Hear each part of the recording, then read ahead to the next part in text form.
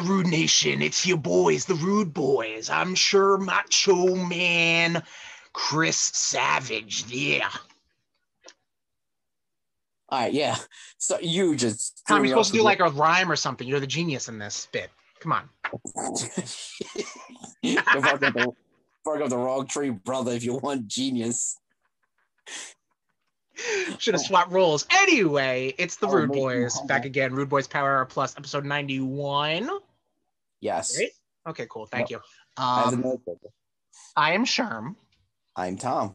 And we are going to talk about wrestling video games. We're very excited about this. We both did research. Yes. And again, Nation, we're going to have to tell you this first and foremost. We're not experts in this field. So this is not going to be a complete list. This is not going to be very thorough. We're just talking about our memories, our favorite games. Mm-hmm. You've been with us for 91 plus episodes, so fucking deal with it. Yeah, you know how we roll. Exactly, yeah. And this, speaking of roll, this kind of rolls into our attempted Wrestle special. We did watch the Royal Rumble when it aired. We had a lot of technical difficulties trying to do that shit virtually, but needless to say, it was thrown in the fucking trash. It was a good time though. It was. Yes. You had me spoiling stuff, you know. It was good time. Yeah, right. Yeah, there was a little bit of delay between feeds, but it was a good time, and I think the wrestling kind of fever hit us a little hard. So that's why we're going to talk about some wrestling video games. And it's WrestleMania season. It is. We are on the road to WrestleMania, brother. Yeah. We are, brother. What do you got in your mouth there, Tommy? Yeah. I got some Belvi passion fruit seltzer. Okay. We're gonna get a fresh open. Okay. Oh, that was pretty good. Did it spill everywhere? I see your face. It might have ended up on my keyboard a little bit. Tom, I have to say that angle and that face, not a good combination, man. I'm sorry. I think I might have. I'm gonna have to cut this out and put this. I'm gonna put this on might put this on YouTube because I have a concoction right here, my friend. What are you doing? First off, let me explain this right now. There are not a lot of wrestling cocktails out there. Sure, there's like, you know, people make some funny stuff up, but like you have great wrestling move names: suplex, pile driver, clothesline, power bomb. Really hard to find cocktails out there with those names, you know? Okay. So if you follow me on Instagram at TehSherms, TEH_SHERMS, I've been posting a lot of, I dabble in some mixology, so I've been posting a lot of my concoctions that I find online. And there's 3 cocktails that are going to be up on my Instagram, not per recording, but as per posting. And one of them is a power bomb, which is basically just a shooter, drop it in an energy drink and drink it down. Another drink is a suplex, which is kind of a riff on a Bloody Mary. The origin of this specific cocktail was from a bartending video game called basically called Valhalla, but it was like VA11, whatever.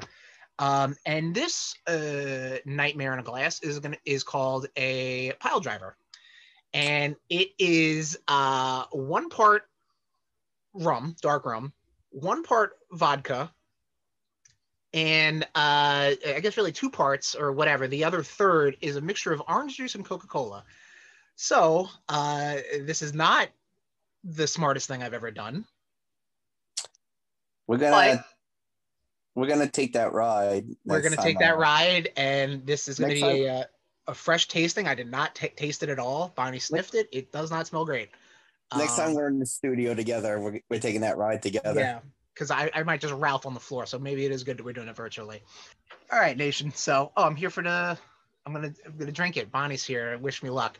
Clink it up, Tommy. Clink it up, Rude Nation. Clink, clink. Cheerlead. Woo.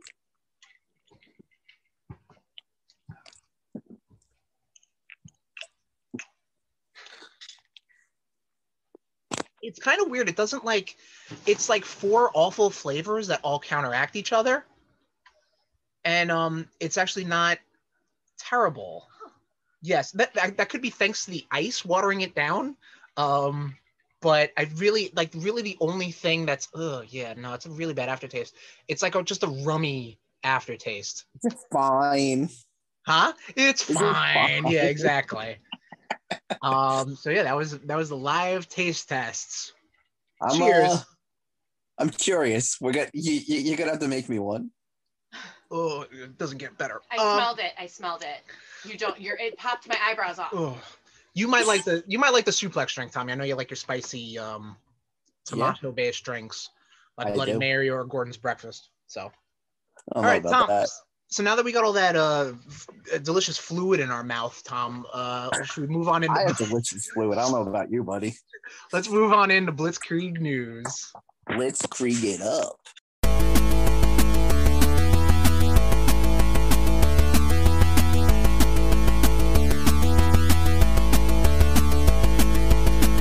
All right, so starting off in games, as we always do. Oh, God, that drink. Sorry, go ahead. You better finish it. I plan to. And die. Yeah, I will expire. Welcome to die. Starting off in video games. So the tall lady from Resident Evil 8 that people are thirsty for is 9 feet tall. Yo, I'm down. I'm down. Tom, are you in this camp? Are you firmly in this camp where you want this tall lady to crush you? I enjoy all types of heights, sizes. You know what? Bring it on. It's okay. A challenge. All right, cool. Very cool. You know, whatever. Yeah. I mean, I've heard. I'm not fixated with this one lady, but I mean, how do people know that she's 9 feet tall? Like, did they actually measure her on the screen? Tommy, beautiful segue. So the game director for Resident Evil 8 Village came out and said to the world on Twitter how tall this lady is. And he said it completely innocently, like it's almost like, man, it's really great that, this character I created, people are really, really excited for her. And people were asking why she's so tall and how tall is she? So he confirmed that, basically feeding into the frenzy of all these, Crush Queen people or something. I don't know. Hey, whatever, man. We don't judge. Let's not shame. It's what it is, man. It's another chapter in the saga. Okay. I am kind of interested because it seems like Resident Evil 8's going like vampires and werewolves, which I kind of dig. Yeah, that's pretty cool. Oh, God, it doesn't get better. Oh. Finish it. Finish it. Zelda series turns 35 on 2/21. Yep. Nation, we did a Zelda episode. I don't know if you knew this. It was called A Big Old Pig of an Episode. Episode 54, Big Old Pig of an Episode. We did a whole Zelda retrospective, a whole Zelda saga thing like we just did for Mario Kart, like we did for Pokemon, like we did for Mario games. Yep. We don't really feel the need to do another Zelda episode. We're going to refresh that. I plan on celebrating the day. I'm going to replay The Legend of Zelda on the NES via the NES Switch Online app. I'll probably dabble and get aggravated and leave it. Oh, sure, yeah. Like I do with Zelda save games. States, man. Who cares? No shame. We don't shame here. You shame me. No shame, baby. You shame me a lot. What else we got, Tommy? We actually got comic news. There it is. Fantastic Four life story coming in May. Okay, so if you've heard us talk about Spider-Man life story, this is going to be in the same vein as that, where you're going to actually see the Fantastic Four aging. So which means you're definitely going to see Sue Richards as a widow, because that 50-year-old man that she marries when she's 18 is going to die in like issue 2. That'll probably be a thing. Sure. Yeah. So, eventually you'll see Franklin and Valeria take over. Which the funny thing is, Jonathan Hickman kind of did a life story already. With his Fantastic Four run? Yeah, with his Fantastic Four run. It was like, you saw like the thing in Mr. Fantastic in like different different eras in time. So, cool. And apparently the thing was immortal because he's rocks. Sure, yeah. I was actually just thinking about, what about Namor? Is Namor, I mean, he was around in World War II. So, like, does he age slowly, too, as being, oh, God, I feel like we're getting into the woods in this. Is he, like, 100% mutant, or is he, like, half mutant, half Atlantean? Yes. Okay, cool. Thank you. Oh, Yes. thank God. I feel like I dodged a bullet right there. You did. Okay, good. And so maybe that helps him not age as fast? Yeah, his age, he ages slower because he is, oh, God. They've said like the depths of the sea like help retard his aging process. Sure. So he's obviously going to be there to scoop up the widow Richards. Depends on what route they go, because because you read Earth X, right? No. Okay. Well, do you know what happens in Namor and Earth X? I do not. Word. So we might. Hey, interesting. Let's put a pin in that, Tommy. You're gonna hate me. Moving on to movies. Yes. Resident Evil reboot slotted for September 3rd. This is gonna be a Netflix, right? No, this is not gonna be a Netflix. This is gonna be a theatrical one. The Netflix one is like a different origin show or something like that. This is just a reboot film franchise with a younger cast. But they are going more towards the game characters as opposed to the original content. Do not steal that Paul W.S. Anderson and his nepotism. I mean, his completely talented wife in that film series, that film franchise, that blockbuster film franchise. Those fucking movies, man, so bad. Well, we'll see. Huh? We'll see. We'll see if this one does any better. Zack Snyder redesigns Leto's Joker for JL Max. Yes. Did you see this? Yeah, I saw it. He looks like a horrible version of the Crow. Right. He looks like he just came out of his mom's basement ready to go to, an Insane Clown Posse concert. Yeah, pretty much on par with all the Zack Snyder bullshit that's been putting. Like, where's the Fago, man? Come on. Someone asked him, I guess, in an interview where, like, it's like, oh, so this is Jared Leto's Joker portrayal. So there's some sort of connection between the original Suicide Squad, not the James Gunn one coming out this year. And they're like, oh, what happened to the tattoos and stuff like that? And he basically just said, I don't know. Like, dude, this is your fucking creation. Like, what the fuck, man? Like, it's just so, like, I'm going to have a good time ripping into this movie when it comes out.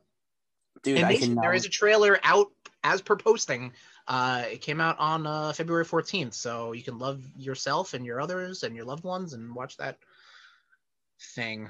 I cannot wait for us to do a RudeBoyz Go to the Movies and rip this thing. We're definitely going to, and I hate to say it, I'm going to have to see the original Justice League just to be like, okay, here's where we'll do a horrible double feature.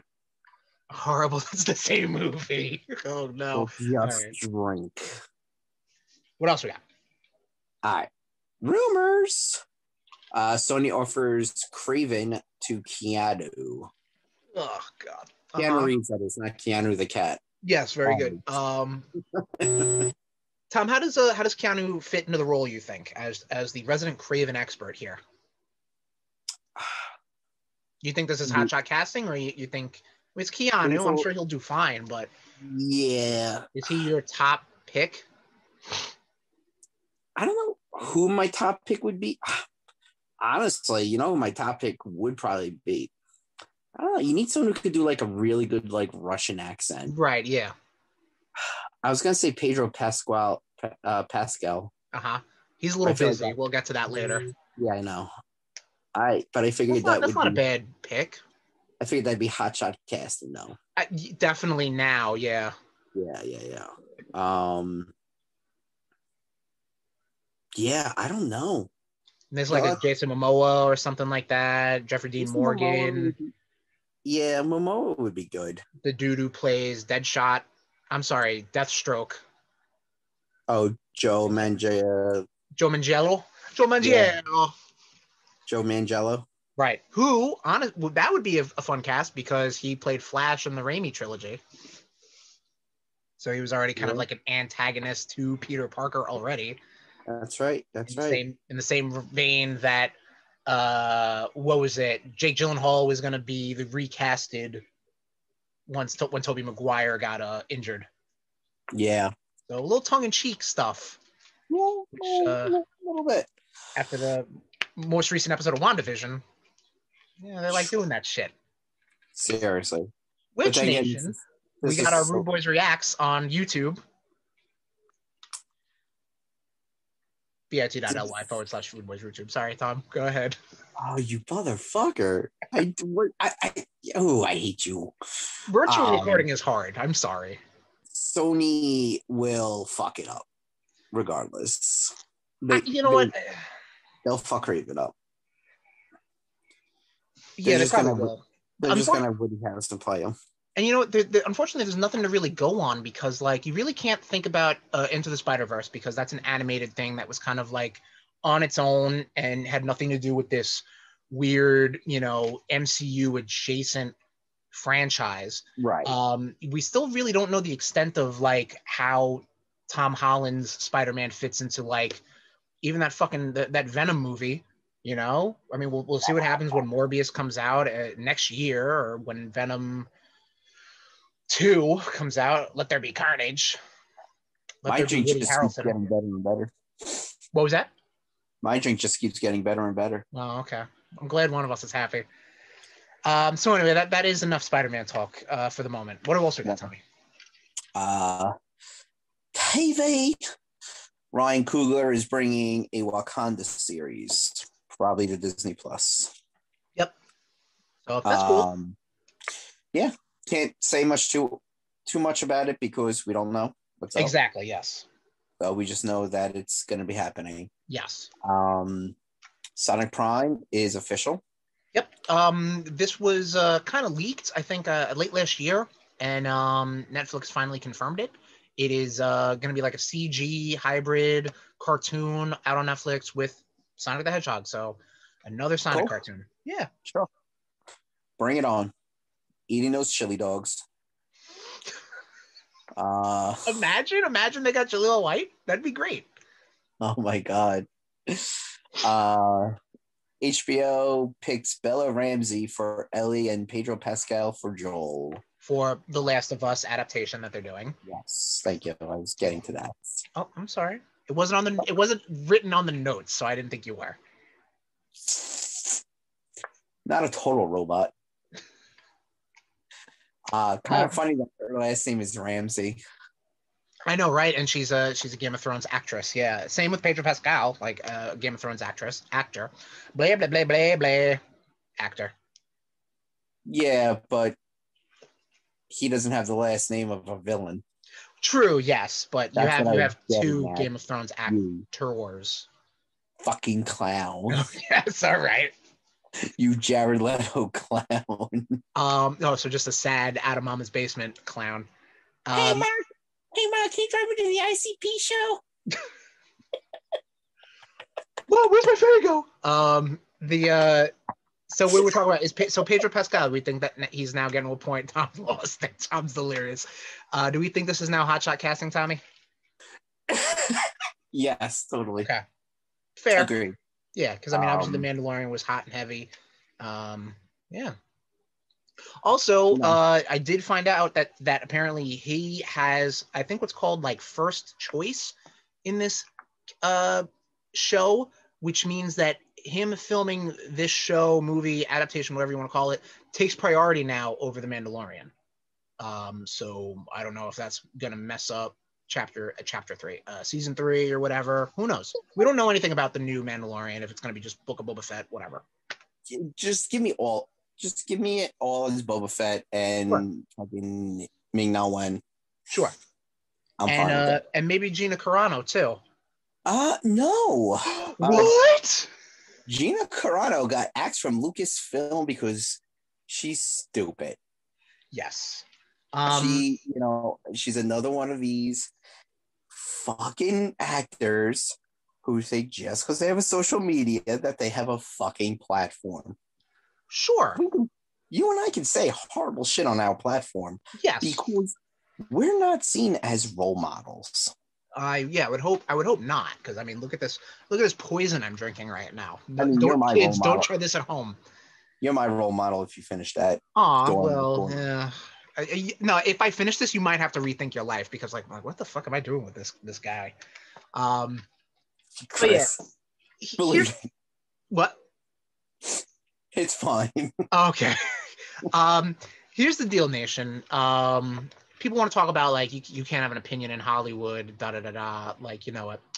Yeah, I've seen a lot of those posts. Yeah, because you know, and free speech, this and that. I feel like when you are a celebrity, and I hate to say this to the individual level, but like you kind of give up a little part of yourself, because in addition to speaking to millions and hundreds of millions of people via social media, or your acting ability, or with Gino Carano just being there, you also represent the people that employ you. So if you're saying something, it's one thing to say, you know, counter political stuff or whatever like that. But if you're trying to deny that we're in a pandemic and that Republicans are just as persecuted as the Jews, or you're a Sandy Hook denier or something like that, it's not cancel culture, because it's like you just stop right there. Yeah, which is, I mean, you know, I hate to say it, I think, you know, another person who is employed by Disney, you know, she probably lost her chance to be Black Panther, the girl who plays Shuri. Right. Yeah, she did. Also, yeah, she was against the vaccine. That was something that we did not touch in Blitzkrieg News a while ago. But yeah, it's like, just shut your mouths. Right. Like, you don't have to spout every little thing that floats around in your coke-addled brain. You know, just fucking chill. Like, sure. I mean, all right, let's face facts. Gina Carano, it's not a huge loss. She's not that great of an actress anyway. Sure. Yep. I mean, losing that character possibly kind of sucks. Yeah, I get it, but I was seeing that they should recast Lucy Lawless to play Cara Dune. That'd be pretty good. I saw the writing staff for Star Wars Battlefront 2 push for the character Eden Versio, who again, with original character, former Empire, became a rebel. At this point, is kind of like, you know, could possibly pop on, you know. And the actress who mocapped her and everything was also the facial scan person. So, you know, there you go. You got someone right there who could fit that role perfectly. Perfect. There awesome. All right. Moving on. Trailer talk. Did you see this trailer for the show, HBO show called The Nevers? Hey, guess what? I didn't. So tell me about this. You know, I put things on hoping that you would watch it. Oh, doesn't feel too good, does it? You do it much more. And no, it's not true. That's not true at all. It's a Victorian superhero show. Okay, interesting. Yeah, I'm still fighting this drink down. Sorry. It's going to be on HBO Max. It looks pretty cool. Okay. It's really no one in it that I saw. Okay. I like think no maybe, names. Yeah, I think maybe I saw Charles Dance in it really quick. Okay. I think, but I don't know. All those Brits look alike. Yeah, that's yeah. They got the face, the teeth. Yeah, I know what you mean. But yeah, show looks pretty cool. I'll definitely check it out when it comes out. You know what? I'll check the trailer out. Yeah, when you say Victorian like superhero thing, I'm like, okay, I'm curious about that. Right? Like a Marvel 1602 sort of thing. Yeah, kind of like that. Get that reference. Yeah, buddy. Did you ever read 1602? No. Do you have it? I don't know. I gotta look. Ooh, interesting. Yeah. We're spoiling it, Nation. I'm sorry. Moving on to wrestling. Yes. New Japan Wrestling gets a deal with Roku. Yeah, so through Roku, the Roku channel, New Japan Pro Wrestling content is going to be available on that platform. Tommy, I actually have a smart TV down in the basement. I'm looking at it right now, and it is tied in with Roku. I didn't know that. Honestly, it was not something that I kind of like really fucked around with, because it was just a matter of like, oh, it's a smart TV, cool, give me the apps, and that's it. Have a great day. I didn't know you had a smart TV. I didn't help you go get it either. Oh God. I'm trying to explain it to the nation, Tom. All right, I'm not trying to slight you. I feel slighted. Oh, I don't know. I don't know what to tell you. But did you know you can watch TV shows on a television, Tom? I did not know this.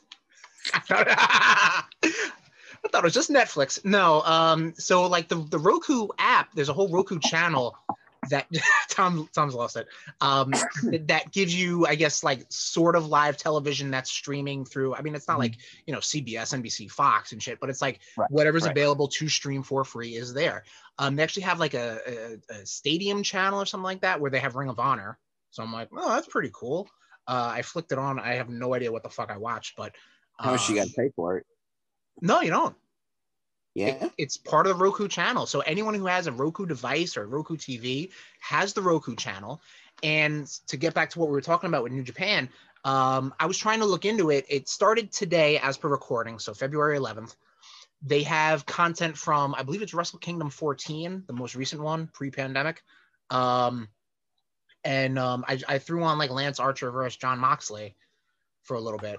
And it's pretty cool. It seems like it's more of like an on-demand thing. So like, it's not like, it doesn't fit into the whole, when I hear Roku channel, I'm thinking like, oh, I check in at 5 p.m. on Thursday and they'll play New Japan shit. Like, no, it's actually like, they have like 10 quote unquote episodes up, because I guess they just chopped up the matches, but it's a new platform. Especially I know New Japan has their streaming service, and anyone who's got Roku, just check it out, man. I don't have to tell you. Awesome. Wrestling. This is a wrestling episode, brother. Get with it. Actually, nothing in Corona Mania. What? For now. We'll see what happens between recording and posting, but that deserves a drink. Shit. Is that it? That's it. Take a drink. Let me make some room. Not used to soda. I truly am not. Tom, you gotta say the thing. How do you always end Blitzkrieg news? Why am I drawing a blank on this shit? It's always, and that's all we have. Oh, and that's all we shit. For Blitzkrieg news.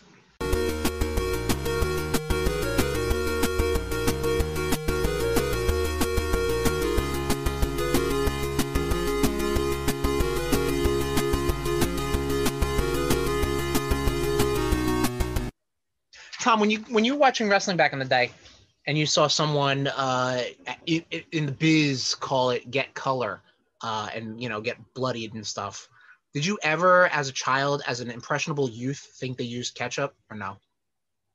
No. Okay. What do you think they used, like blood packet? Yes. Okay. You didn't think they actually fucking cut their heads or something like the men they are? And blood capsules. Spreading their HIV. All right, so no ketchup, but there's ketchup right now, so let's catch up. Okay. That was bad. Tommy, you've got big news in the Final Fantasy Odyssey. Yes. So in my Final Fantasy journey, I have not 100%, but I completed the story of Final Fantasy VII Remake. Yay. I don't know how well that's going to come out, so I'm only doing that. Sounds horrible. Well, I mean, to you, it might sound good to me. Congratulations, Tommy. So how do you feel about this? This is your first game you've beaten for the year, correct, or no? Yes. Okay. First game I beat for the year. Very good, very good. Like I said, had to drop it down to easy. Sure. No shame, like we say. I didn't lose any like FMVs or anything. Everything was there still. Are you sure that Barrett just didn't look at you and call you a pussy because you put it on easy? Dude, I got so confused with this whole like had to get summons. And then we were talking about this off air, yeah. Yeah, I was talking to a guy at work. He's just like, dude, you gotta do those VR missions. I was like, right. Oh, fuck. So yeah, like I said, gonna definitely pick up this game on my own and sure. Not jump right back into it right away, but okay. Jump into it at one point. So sure, yeah.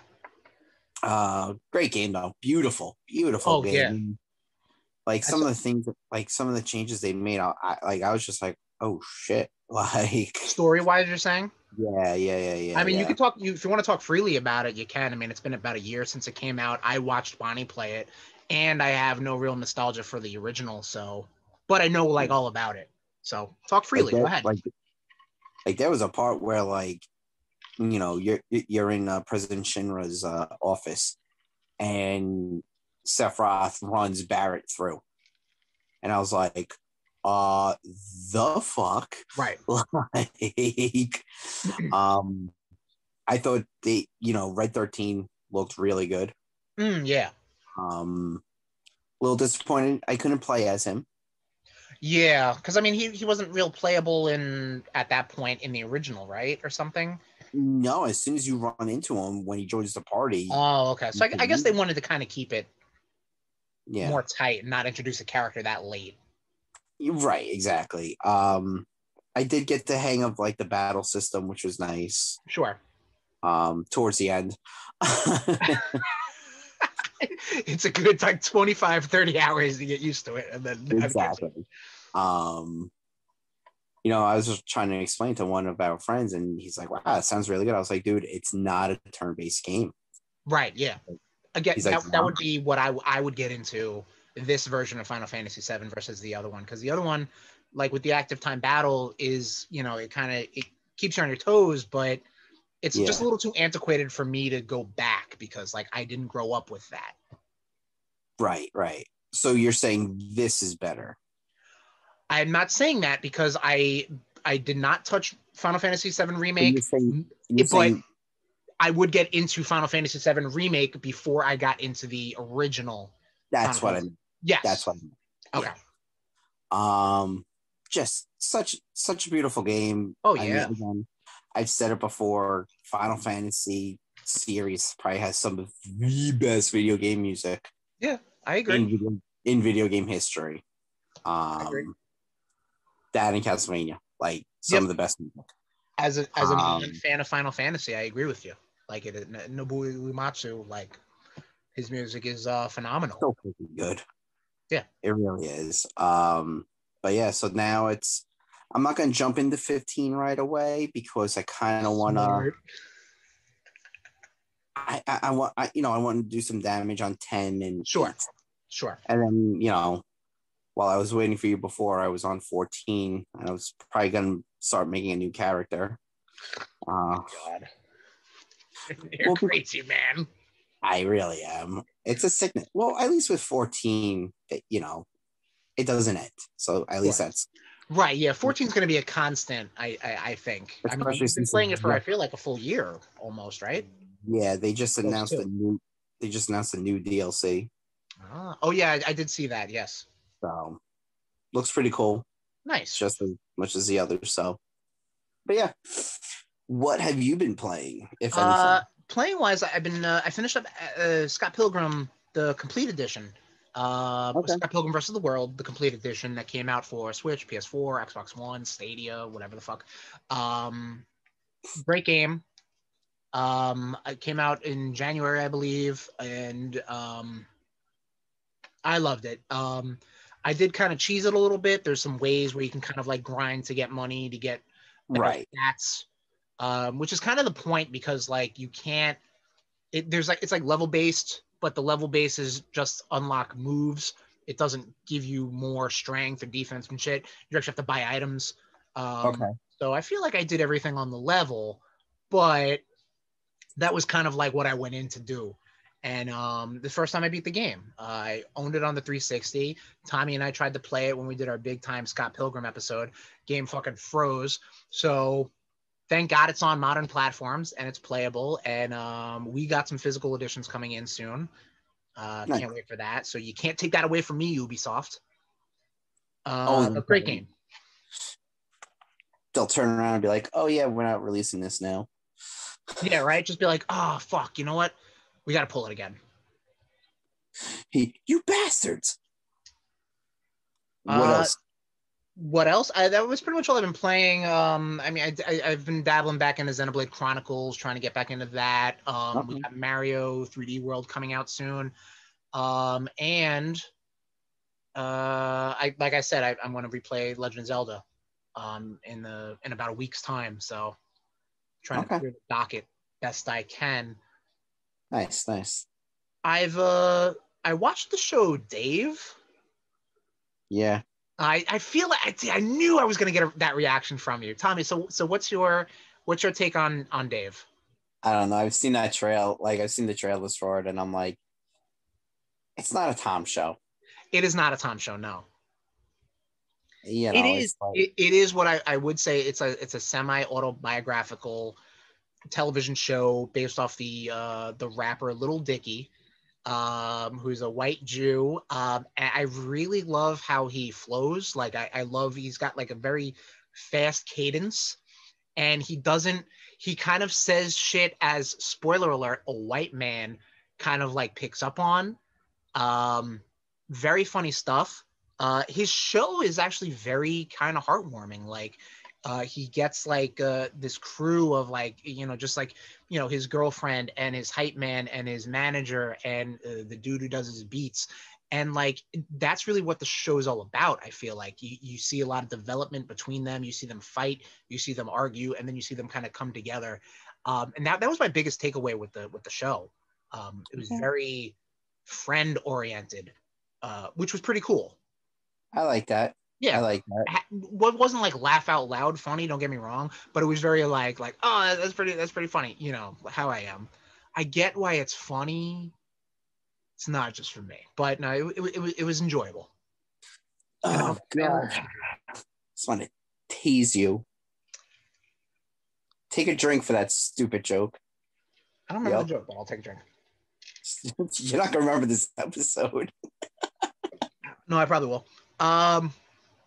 Bonnie and I also watched the Devil All the Time, which was a movie we were going to try to watch for Rudetober. It turns out not a horror movie. It's considered a mystery thriller, which can actually be considered also a horror movie. Stop that. I mean, this is like the Donkey Kong Country's and beat 'em up. Stop that. You're blurring the lines too much. 7 is considered a thriller, but it also lands in horror. Right, because there's like, shit. Yep. So anyway, Tom, no, stop. If the genre of thriller exists, that's what it is. I'm gonna say it right now. I'm gonna die on this hill. Nope. Yes. You're wrong. Are there ghosts in it? That doesn't mean it's a horror. Yeah. So there's a serial killer. That's kind of horrifying. The movie Hush. But it's not following the serial killer. The serial killer is there. You're following the cops trying to solve the mystery. You're following all three. No, you're not. You don't see fucking, spoiler alert, Kevin Spacey until 2/3 into that movie. Probably three quarters of the movie. But still, you're following him through his victims. That's what plot is. That's called plot, Tommy. Like, what is just the cops just got? You gotta just see them like, man, it's a pretty quiet week. No murder has happened. Tom's lost it. Anywho, The Devil All the Time, I would not consider a horror movie. It's a drama. There are thriller elements into it. It's basically Tom Holland killing a bunch of people because he had a rough upbringing. Pretty good cast. You had Winter Soldier was there, Pennywise, Spider-Man. You had the whole gamut of people. Basically, the new Batman, he's there too. Yeah. Yeah, I had no idea that he went around killing people until you just told me. Did you know the trailer? No, I didn't. That was all right. Well, he did. He's not like a serial killer, though. Don't get me wrong. He's like his stuff is justified, and that's all I'm gonna say. It was pretty good. That's it. That's the seal of approval right there. It was pretty good. Tommy, did you watch anything, buddy boy? No. Oh, but okay. I finished listening to a book series. Oh, these are books. Got you. Okay. Mm-hmm. Tell us all about them. I read Young Avengers Volume 1 and 2. Okay, nice. Bestowed To Me by You. Yep. Pretty good. Like I forgot how heartwarming those books are. Group of kids who are just trying to figure shit out and like trying to like keep Casey Lang together because Scott Lang got murdered by the Scarlet Witch. So like, they're also trying to figure out their places in the superhero community. You have Captain America and Iron Man who want to shut them down if they show up. Right. Because they don't want, kids dying, like emulating them. Which makes sense because, Captain America lost a sidekick. Right. So who came back more badass. Does this take place in the normal continuity, the 616, or is it like an alternate? Nope. Okay. This is where you're introduced to Hulkling and Wiccan. And Speed or whatever the hell his name which is. Apparently I think they are in the new Guardians of the Galaxy book that's going to be starting up. Yeah, I saw that. It seems like they're just putting everybody in Guardians of the Galaxy. Yeah. Like I think Dr. Doom's in the new Guardians of the Galaxy. Yep. I just said that. Yeah. Sorry. No, it's okay. Don't let it happen again. Can't blame that. I'm just looking how flush I am now because of this fucking stupid alcoholic drink. Sorry. I'm not complaining. I'm just looking. I'm like, damn.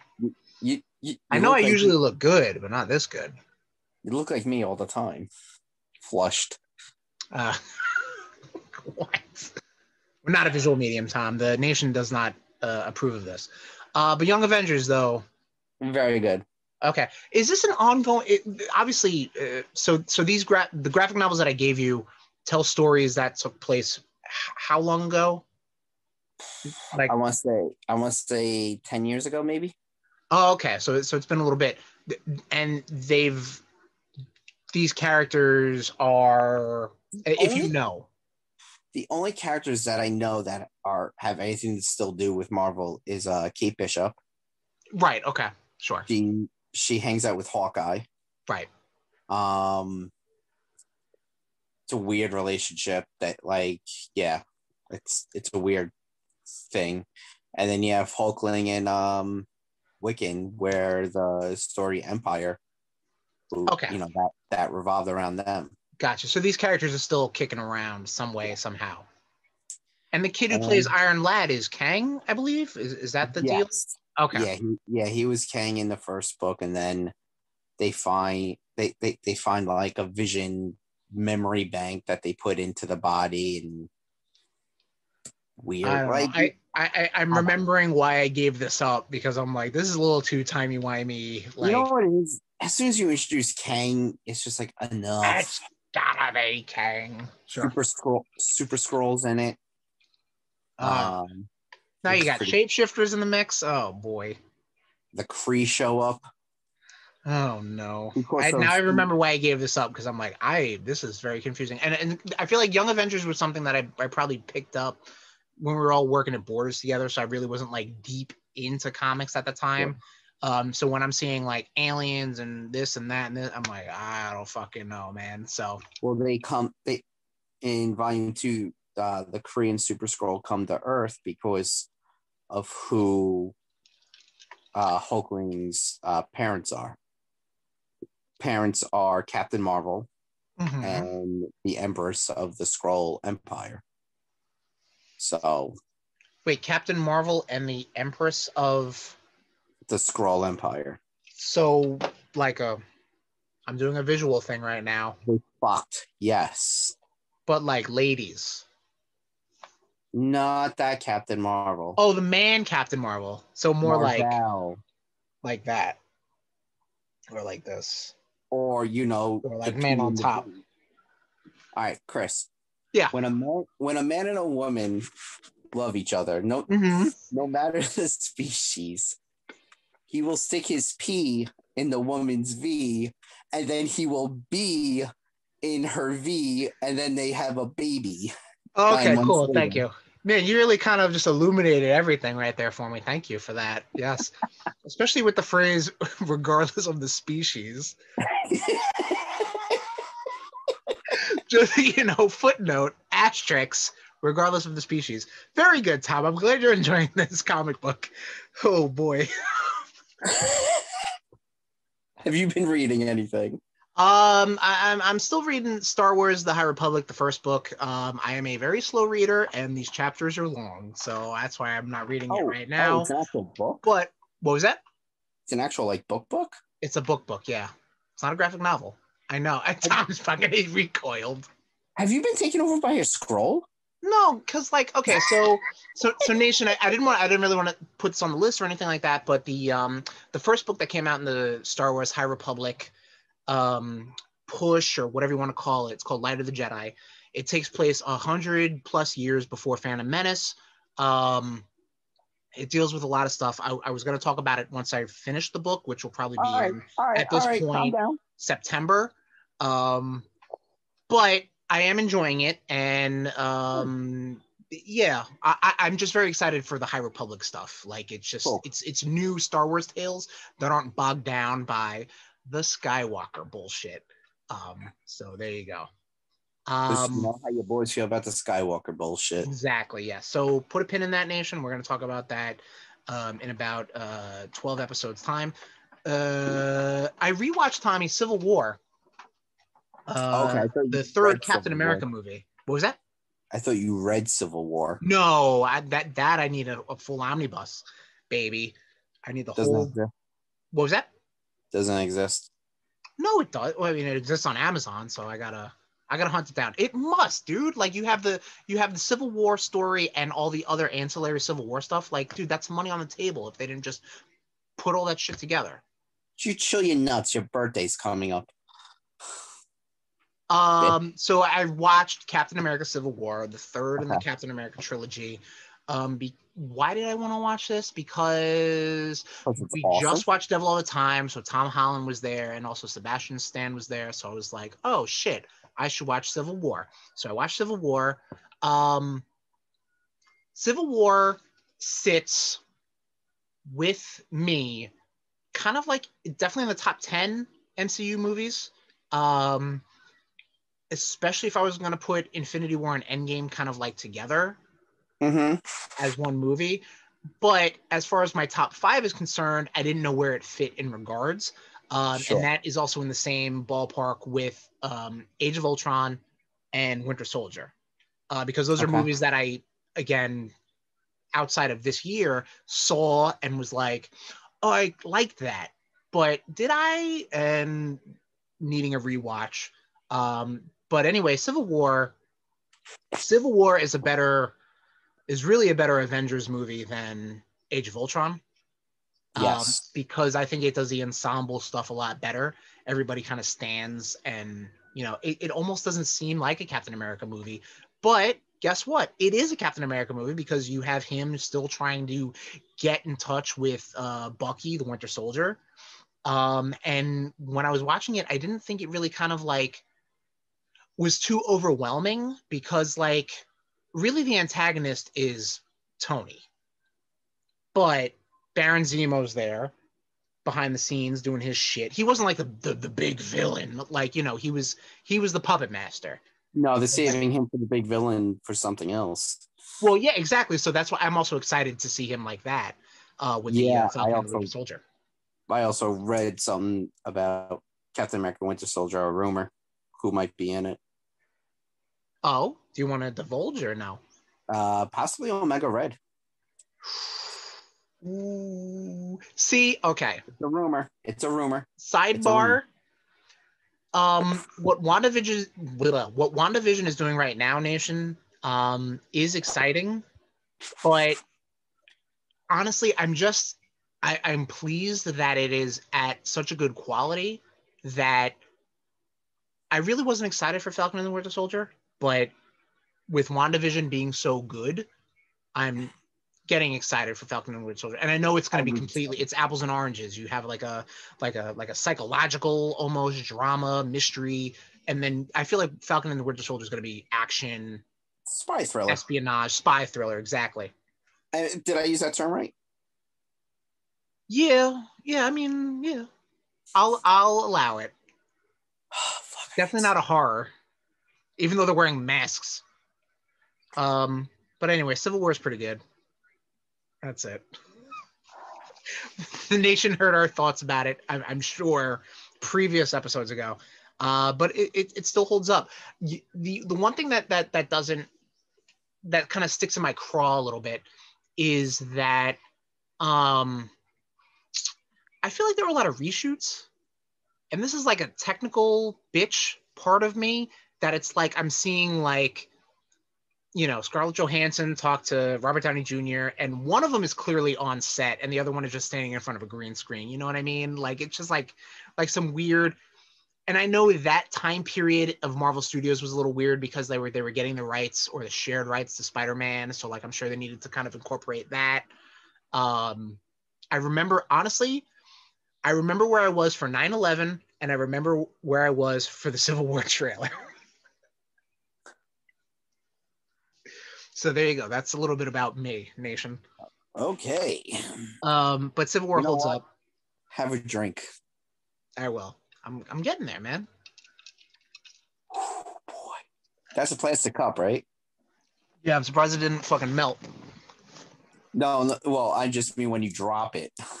Oh, yeah. No, it'll spill everywhere. It'd be a fucking nightmare. So you just call the dog down and let her lick it up. I can't do that to any creature on this earth. This is my burden to bear, and I will bear it. Little DMX's ears just perked up.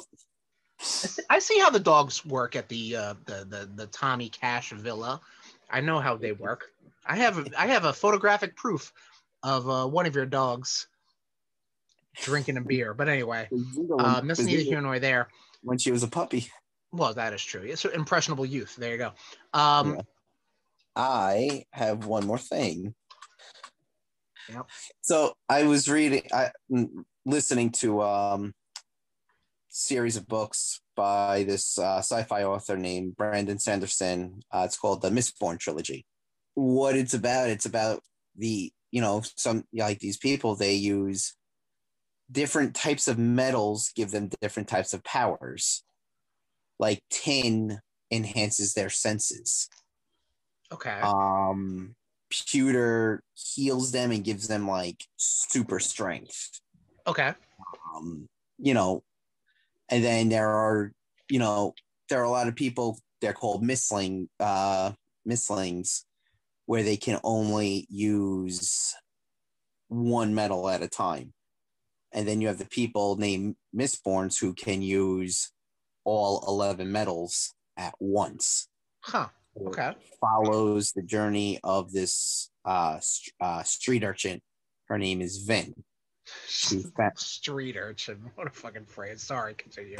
That's what they call her. Right. Yeah. No, I get it. She's she's found by this guy named Calcior, who he wants to overthrow the government because the Lord Ruler is what the tyrant killed his wife, and then she meets like a nobleman, and like her crew's main thing is they kill noblemen, but she falls in love with one, like a major one, and so like things happen in the first book, and then the second book you see like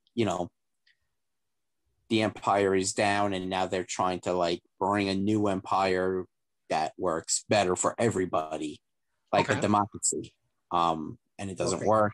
And then the third is just bananas.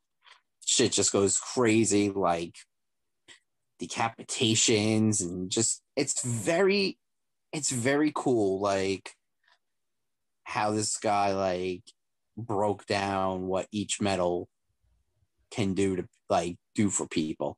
Interesting. Okay. So I will definitely go back and listen to it. Nice. So definitely, it's might not be a crisp book, but if you ever are into Audible, it's something to look into. Sure.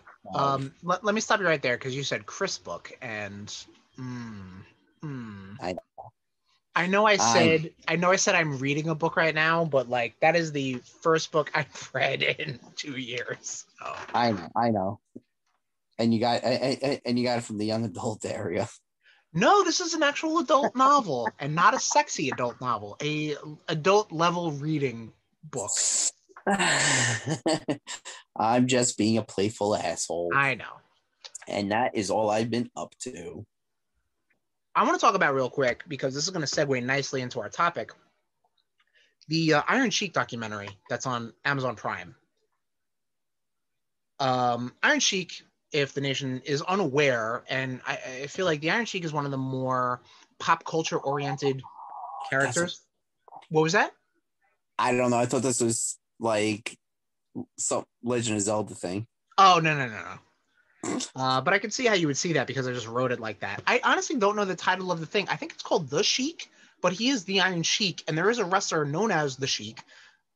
Regardless, it is the Iron Sheik documentary that was put out a couple years ago. It was on Amazon Prime right now, available.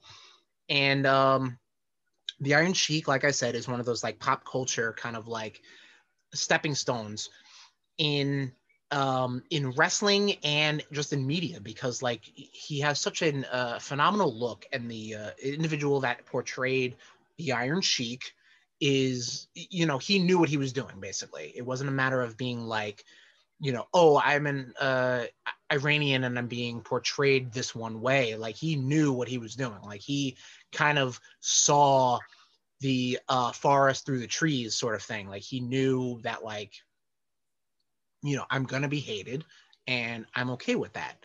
One of those like old school heels, basically, that would probably get beat the fuck up in the 70s, 80s sort of thing. You know what I mean? Right. A lot of Islamophobia back then. But there's a part of me that thinks about this documentary, and you do see some exploitation, I'm going to say, and this is my 2 cents. There's a part in this film, like, it is biographical and everything like that, but you do see a part where I guess the filmmakers / what then becomes the Iron Sheik's like public relations team come to him and be like, listen, like, if you hang around me, like, I'll tweet the funny shit you say, we'll put you on YouTube, you know what I mean? Which then basically moved the Iron Sheik up a notch within social media. Like, I mean, if you follow the Iron Sheik right now on Twitter, he's basically just whatever's trending, he'll just say, fuck this is a jabroni, this is the real, right. Like, that's how he is. However, that is not him tweeting, spoiler alert, it's these people. Sure. And after, movies like The Wrestler, and just like, we're going to get into some wrestling stuff, spoiler, you see that maybe he might be taken advantage of, but I don't think so, because these people are coming from a certain fandom. They're like, I love the Iron Sheik. I want to work with him. I want to put him on Twitter. Like, it's a different generation. You have a generational gap. Iron Sheik ain't making public appearances on WWE. You're going to have the more, I hate to say it, better English speaking wrestlers out there. You're going to get your Hulk Hogan's out there. Yeah, you get your Nia Jaxes who scream, I'm a hole. There you go. Oh, no, there you go. You had to go with that. Sheik is fantastic. The Iron Sheik. Cool. It was a good little documentary they had there. Cool. Very impressive though that they got the names that they got, because like the Iron Sheik, I think unbeknownst to a lot of people, are very influential with The Rock's career as a wrestler. So they actually got Dwayne Johnson to say some stuff, cool. A lot of stuff too, which was cool. Not just like a quick like, yeah, Iron Sheik #1. Like, no, he was talking about, growing up, seeing him in the backstage, and, when he was coming up, and, giving him advice and stuff like that. Like, there was a lot of Dwayne Johnson, and rightfully so, because, as of now and as of when they filmed that shit, he was probably one of the biggest stars in Hollywood. So, pretty cool. Also, you got like Mick Foley and stuff like that, Jake the Snake Roberts, just a bunch of people, and it's a good wrestling documentary. It is safe also, like they really don't go into like the demons like are very typical of the 80s or 70s and 80s wrestlers at the time. Exactly, yeah. Or crack. Because he was a big crack smoker. Was he? According to the documentary, yeah. Right, I feel cool. like if he wasn't, they wouldn't bring it up.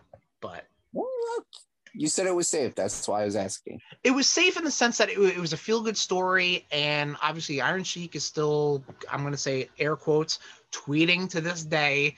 So, yeah. One day, I would like to make it either as an individual or as the RudeBoyz to a point where the Sheik, I keep calling him that, I'm sorry, the Iron Sheik calls us out on Twitter. I'm sure I could do something. You think so? You think you get like, Atomic Cash, you are the real, or you are the jabroni. I break your back. I put you in a camel clutch. I make you humble and I fuck you ass. Iran #1. Iron Sheik #1. Tommy Cash. Hawk Tui. Something like that. I think I can work on. I think I can do something. All right, cool. But that's all I've been up to. Cool. All right. All right, Nation, we're going to get into the topic of this episode, wrestling video games. We got some stuff from the Nation. We reached out to you guys to let us know what sort of like your favorite games were, your favorite memories are, and stuff like that. And we did say in the intro that this is not a this is not going to be a good historical document for wrestling video games. We played. Exactly, yes. Shit that we've played. Nation, we reached out to you as well. Which, right? I don't know if anyone responded on Instagram. I'm really bad with that shit. I gotta get better. No, I don't think so. So on Instagram, nothing. On Facebook, a little bit. We reached out to the Russell Fuckboys, who you guys have heard in previous wrestling specials, about this stuff. So I'll kind of skim through their thoughts with video games when we kind of get to that area. But this again is not a. If you're looking at the same sort of like content we give you for our Mario Kart episode, Zelda, Mario, Pokemon, etc., Resident Evil, really, even though that episode got fucked up, this is not this. Also, we want to just kind of like just say out loud, there are a lot of Japanese wrestling games out there. Yes. Again, you could be the whole like, oh, the Japanese love wrestling and the Japanese make video games, so clearly. So we'll kind of talk about a little bit of some of those as they come up, but this is not going to be a huge in-depth conversation like that. Also, we're kind of really just focusing on the games that are wrestling at its core. There are, wrestling isn't everything. And I am paraphrasing a YouTube video from Polygon that I watched earlier in the day that talks about how wrestling permeates all sorts of video games, whether it's through Yakuza, Streets of Rage, Saints Row, Resident Evil. Fighting games have like wrestling archetypes and shit like that. So like there is a huge like finger on the pulse of wrestling and wrestling moves and wrestling archetypes and themes and shit like that in pretty much any video game that you come across. So we're not going to be talking about those.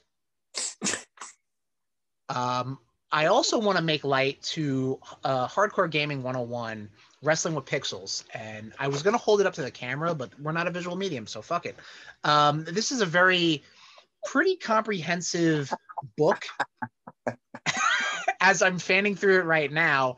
And I made notes of just wrestling games throughout the ages, pretty much going as early as we'll talk about it. It's tag team wrestling, all the way up to, not counting mobile or PC titles, I think WWE 2K18. Yes, that is the last listing. Oh, no, I'm sorry, Fire Pro World, which we'll talk about. So I would recommend, Nation, if you're into wrestling video games, definitely check those two things out. Everything is Wrestling from Polygon and Wrestling with Pixels, Hardcore Gaming 101 book. This is me holding it up. Not a visual medium. So you ready to take this jump with me, Tommy? Yeah, I've been ready. In ready, this motherfucker over here. Tag Team Wrestling, 1983, arcade, NES. This is like one of the first notable wrestling video games.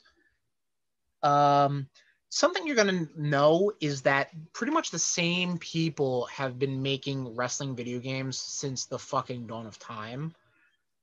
Whether that be AKI or Ukes or Technos or something like that. Like it's always going to be something like that. What was that, Tommy? The two Ukes. The two what? The two Ukes. Yes, very good. But Tag Team Wrestling, I think I actually even have this NES cartridge somewhere. It's unbranded. It is just a wrestling video game. You know what? That is also something we have to say also. A lot of these Japanese wrestling games were either A, converted to a American like license, whether it be WCW, WWF at the time, or completely like, let's just make up fucking characters. So there is like a weird disconnect. It's almost like the early animes back in the day. Right. Like, you know, it's a cultural thing. It is man on man slapping meat everywhere, but it is, you know, you have Asian people versus Caucasian people. What do you want me to say? But anyway, Tag Team Wrestling, I think, is very notable for being one of the first wrestling video games. One of the bigger wrestling video games, though, Pro Wrestling, aka Famicom Wrestling Association, put out on the NES, available on the NES Switch Online service. It's got Starman. It's got a fucking swamp monster. It's got a bunch of shit. But I think. Starman wrestle. What was that? We saw Starman wrestle. Did we? I wasn't at that. No, what wasn't he at the Kurt Angle show that we went to in Jersey? I don't think so. Maybe he was at the other Jersey All Pro that I went to. It's possible. And Tom, thank you so much. That brings us to another point. Wrestling and video games just kind of like self-permeate each other. If you were to use like a Venn diagram, like there's a lot of overlap. We talked about it like wrestling goes into a lot of non-wrestling video games, but there is a lot of video games in wrestling. You have characters such as Starman, who legitimately shows up to wrestle. The Super Smash Brothers, who showed up, actually evolved into the Dark Order in AEW. You have wrestlers who attribute a lot of video game into their gimmick or style or whatever, like TJ Perkins, Xavier Woods, Kenny Omega. Like you get a lot. There's a lot of overlap. Tom's face, man. That was I knew as soon as I said Kenny Omega. That's the deal. Coolest thing he ever did was a Hadouken. What was that? Oh yeah. Coolest thing he ever did was a Hadouken. Well, I mean, Kenny Omega, his whole name comes from the Omega weapon from Final Fantasy VII. I know. He's got the one-winged angel finisher. Like he's got a lot to attribute to video games. I know. I just don't see the hype. I see what they're going for with him. I just don't like it. God damn it! You're quoting me. That's gimmick infringement, brother. And that's a drink. Tom, you have any memories on pro wrestling? I know we were going to try to play online, but this game is very archaic. So it really is. My memory actually comes from the other night trying to play it, and I just kept getting thrown out of the goddamn ring. I know exactly what you mean. I played it. It's on my Twitter at @TeshSherms. It is archaic. I would say, reading about it, one of the revolutionary things about this game, using air quotes, was that you had a ref in the ring with you at all times, and that was real time in the sense that if you were to like pin your opponent at one side of the ring and the ref was on the other side of the ring, the ref had to make his way over to your side to count the pin, and that count could be held against you and your opponent could kick out. So there's obviously a lot of like simulation-y parts that are kind of like that they tried. You know what I mean? And we're actually going to get to the lineage of pro wrestling in a little bit. But I want to talk about in 1989. I'm gonna put a light on so I can actually fucking save. And hey, that light doesn't work. Superstar Pro Wrestling, which then became WCW Wrestling for the Nintendo Entertainment System. This is the first licensed wrestling video game, if Hardcore Gaming 101 is to be believed. So they take this game that's called Superstar Pro Wrestling in the East, in Japan, over to the West in America, and slap some WCW wrestlers on it. And there you go.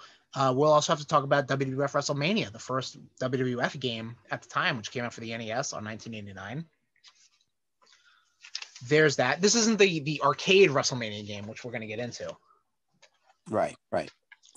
But so we talked a little bit about we talked a little bit about pro wrestling. The developers kind of then took what they knew, and the developers of pro wrestling created the Fire Pro Wrestling series, which is still going on today. That's pretty much the seed of the roots of the tree right there. Did you know that, Tommy? You know my feelings about the Fire Pro series. I know your feelings of Fire Pro. Fire Pro is very Japanese focused. It's very simulation heavy. I feel like you could custom the fuck out of that game, which is like, that's what kind of draws me into that series. But it's a lot, and it's asking a lot from me, and I'm not going to do it. I know you won't. Yes, but the Fire Pro combination tag came out in Japan for the PC Engine 1989.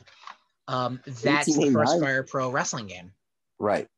And that is, like I said, a franchise that's still popular to this day. Right. Yeah, because they have Fire Pro Wrestling, that came out in 2005. Which I think was a remake of the one that you just mentioned. Fire Pro goes through a weird resurgence, comes back, kills itself, comes back. Right. And again, like in Japan, I'm sure it's a completely different story. In America, we've gotten maybe 4 Fire Pro games. Yeah, because that's it. I think the last one that hit America was Fire Pro Wrestling World. Yes, that's correct. For the PS4, yeah. Yes. And it has a New Japan wrestling thing. I'll touch on that briefly. WWF WrestleMania Challenge 1990 came out for the NES, developed by Rare, who obviously is now a Microsoft subsidiary, but Donkey Kong Country, Banjo-Kazooie, GoldenEye, those guys did that shit. Right. So just wanted to touch upon that. Okay. WWF WrestleFest came out for the arcade. We got to talk about this, Tommy, because I think the reason why we're doing this episode is because we have Retromania coming out in a few short days / weeks for the modern consoles, and WrestleFest is the progenitor of that game. And I mean, you have memories of WrestleFest, right? Oh my God, the amount of quarters I dropped into that game is stupid. Sure.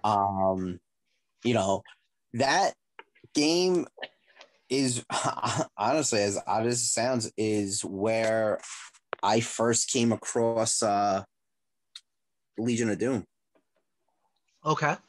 And that's where Legion of Doom became my tag team. Sure. Just that, watching the title screen and them coming down with the shoulder pads and everything, and sure, playing and doing the Doomsday device in the game. It was so goddamn good. I remember playing it in the bowling alley, down the block by my house. Again, the amount of money I wasted not wasted, but the amount of money I put into that game is ridiculous. Did you ever play it? I've never played WrestleFest. I played whatchamacallit, the WWF WrestleMania arcade game, which we'll get into. But that one I never actually played. What was that? That one I never played. Okay. I remember seeing it. Sure. And I'd be like, no, that's not WrestleFest. Right. No, I understand. There's a clear like disparity because like obviously the sprite work for WrestleFest versus the kind of like realistic art style in the same sense as Mortal Kombat for WrestleMania Right. is very different. But again, Nation, if you're all a fan of WrestleFest, check out Retromania that's coming out, I believe, on the 26th. To modern consoles and shit like that. But that's kind of what I wanted to point out for that. Real quick, we'll take a quick segue. King of Monsters, Tom, do you ever play these games? SNK, Neo Geo kind of shit. Rampage? Not Rampage. No, imagine Rampage, but like isometric kind of beat 'em up style. No. Okay, well, King of Monsters is just like you take your archetypal monsters, your typical type of monsters, and you know, like your Godzilla stand-in, your Ultraman stand-in, your Ghidorah stand-in, and you are just kind of fighting in a big city. I remember having a lot of fun with this on the Super Nintendo. So it was like kaiju. Yes, exactly. Okay. I would definitely, Tom, if you remember, like YouTube it, and you'd be like, "Oh fuck, I played this," you know, because I feel like everybody played this back in the day. What was it called? King of Monsters. King of Monsters. Yes. Are you gonna live YouTube it right now? Yeah. Hell yeah, I think that. Why not? I'm here. So, before we, Tommy's doing that, we're going to talk about Saturday Night Slam Masters, which came out in 1993 by Capcom. Saturday Night Pud Smashers, more like it. One more time? Saturday Night Pud Smashers. Oh, God damn it. I think the big claim to fame is that this gives Mike Hagar his backstory as being a wrestler. Mike Hagar from the Fatal Fury Final Fight series. The fucking acronyms, bro. Fuck me up.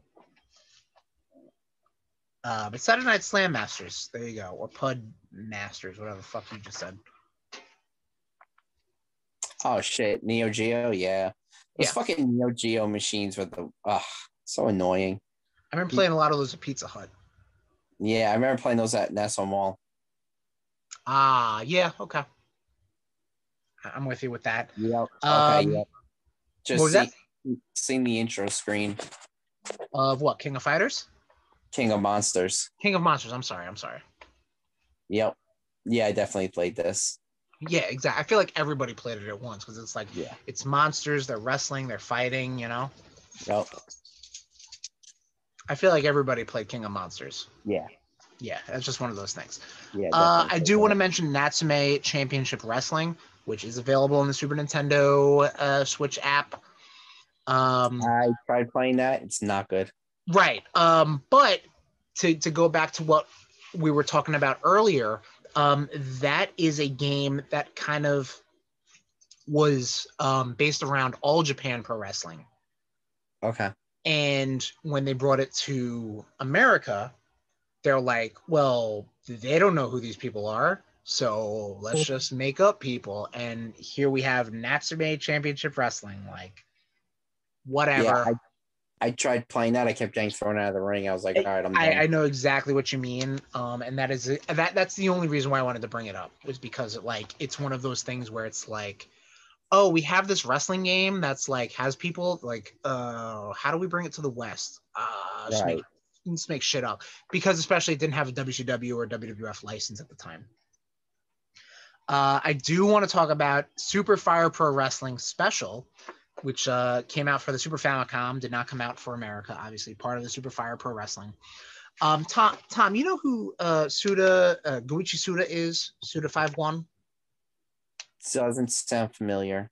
He is the game developer who basically headlined No More Heroes and those games for Grasshopper Manufacturer. Okay. He got his break within the Super Fire Pro series. He big wrestling fan. Obviously, Travis Touchdown does a lot of wrestling moves and shit like that. I just want to make a quick mention for this game because its story, which Goichi Suda wrote, deals with like an original character who is going through, you know, the wrestling thing. He basically wrote The Wrestler for a video game. Okay.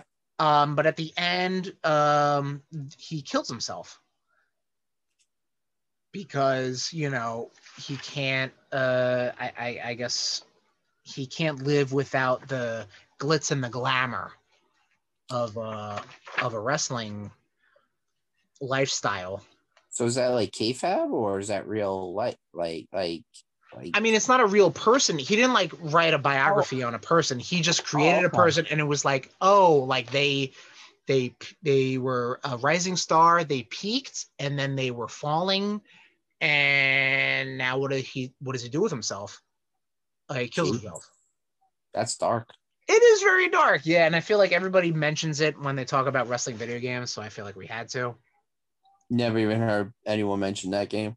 Well, again, it's very Japanese and did not come out here because I feel like if it came out here, God, it would get censored to fuck. Let's talk about WrestleMania, the arcade game. Put out by Midway in 1995.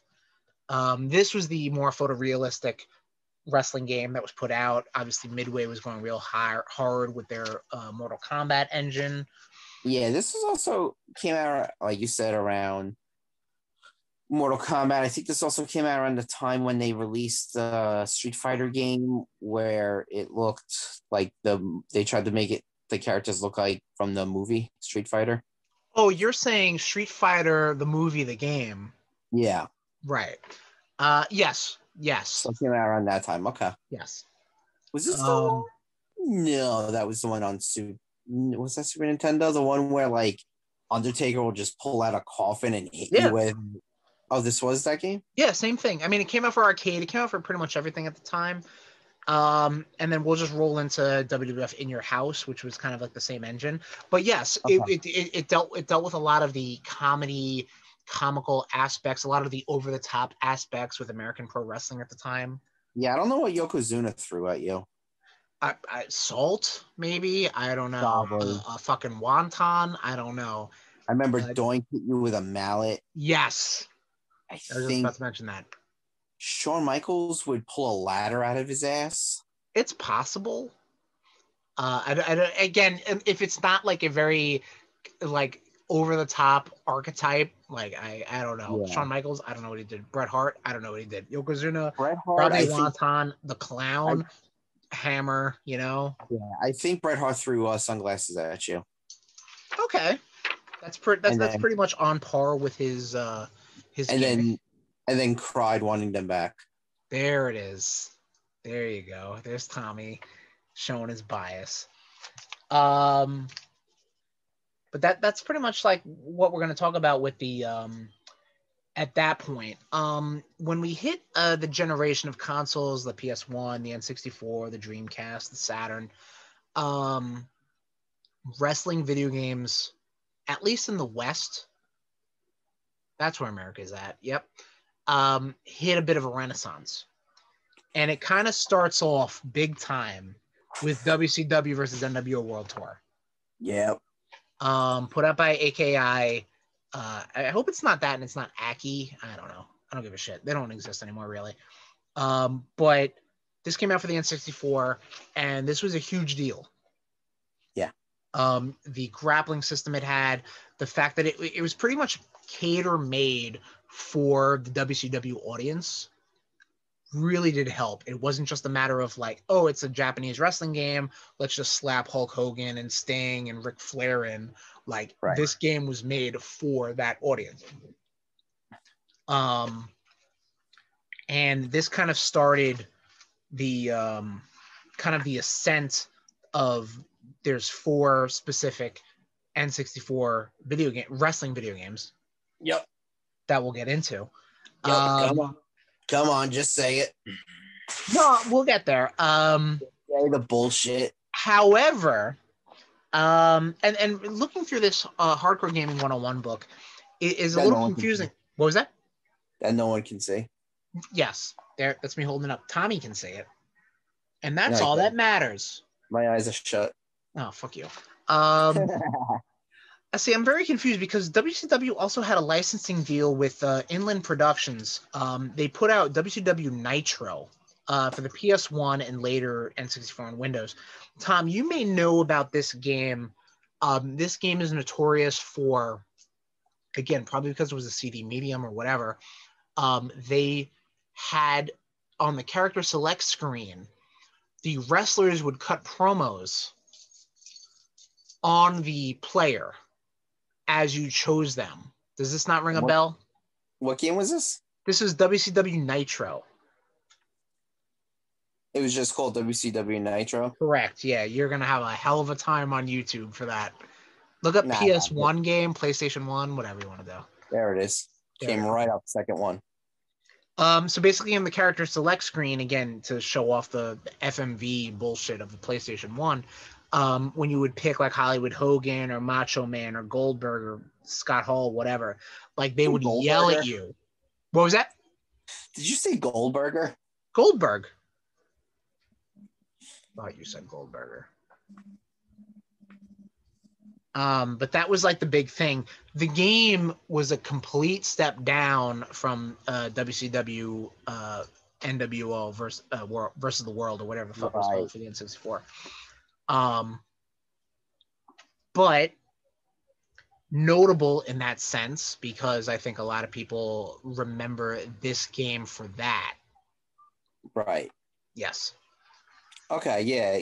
I mean, like, the opening is just showing, like, highlights. Right. Of, like, you know, like, matches and such, and, like...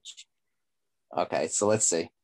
You can go. I'm waiting to see if someone's going to pick someone. I want to talk about WWF Warzone 1998. Came out for the N64 and the PlayStation 1. This was Acclaim's first foray into, like, the 3D...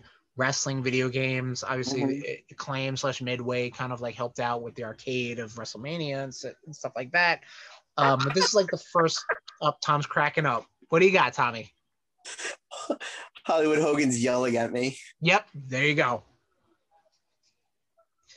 But WWF Warzone came out and it sold a lot because, again, wrestling at this time, you have to realize, Nation, that wrestling at this time was really at a peak. It was the Attitude Era. It was the mid to late 90s for WCW. It was huge. And regardless of the quality of the game, shit was going to sell because it had marketable characters. It had over-the-top wrestling and stuff like that. But WWF Warzone is notable for that sense. In the same year, unfortunately, came WCW NWO Revenge, which is the second WCW game for the N64, put up again by AKI. Again, a refinement for that franchise. Fun fact, Raven is featured heavily in the marketing, and he's on the box art because the developers liked Raven. So there you go. Yep. So I think that's pretty funny. Sidebar, I guess, like at this time, the company Yuke is around in Japan putting out games based upon New Japan Pro Wrestling. We're going to get back to Yuke, obviously. But again, to talk about our memories and to talk about our favorite games. WWF Attitude came out in N64 in 1989. 1999 also gave us WCW Mayhem. Both not specifically great games, but was still kind of like refining their formula. That also marks kind of like the end of THQ's partnership with WCW. Whether that means WCW thought they could do better or whomever was in power thought, these people are a better fit, whatever. Electronic Arts is how it turns out. THQ then got into bed with WWF, and then they produced WWF WrestleMania 2000. which people still love to this day. Again, another refinement from the WCW N64 games. This is actually the first wrestling game I've ever played. Okay. Because this really kind of like dovetails nicely into when I started getting into wrestling. You know, I was a huge Nintendo kid growing up, got into WWF during the Attitude Era, and what better thing? You know, let me just play WrestleMania 2000. And it was phenomenal. Again, because this is the first wrestling game I've ever played. Sure, yeah. But a lot of fun, and to reach out to the RudeNation. I know WCW WWF 2000 was a huge hit with the creator wrestler, with the match types and shit like that. People did love it. Again, it's really the third iteration of AKI just doing their shit. Sure. Moving right along. Moving on. I do want to mention also AKI was putting out their own Japan exclusive video games. People love Virtual Pro Wrestling too. That is what they consider to be the definitive game in that model, in the WCW versus NWO, Revenge, whatever. That's what people kind of like put on a pedestal. And it has a lot of Japanese wrestlers, and they could not, they couldn't localize that because they had their own localization people. Moving into the year 2000. In the year 2000. There it is. ECW got into bed with Acclaim. So Acclaim, once THQ got with WWF, Acclaim got with ECW. So out of the two ECW games, ECW Hardcore Revolution. What was that? Where are both those companies now? Yeah, there you go. Also THQ. What's going on? ECW Hardcore Revolution came out with Acclaim for the Dreamcast, N64, PlayStation 1. Very similar to their Acclaim style of wrestling video games. Also in the year 2000, Tommy, the first SmackDown game. Yes. Yeah, SmackDown games for like 2 or 3 years were like everything. Like, shit, did you just finish that? Nope, I still got a little bit left. All right, finish it, wussy. No, we still got some time to go. We're in the year 2000, man. We're 21 years removed. Oof. Yeah, no, I really enjoyed the SmackDown games. Okay.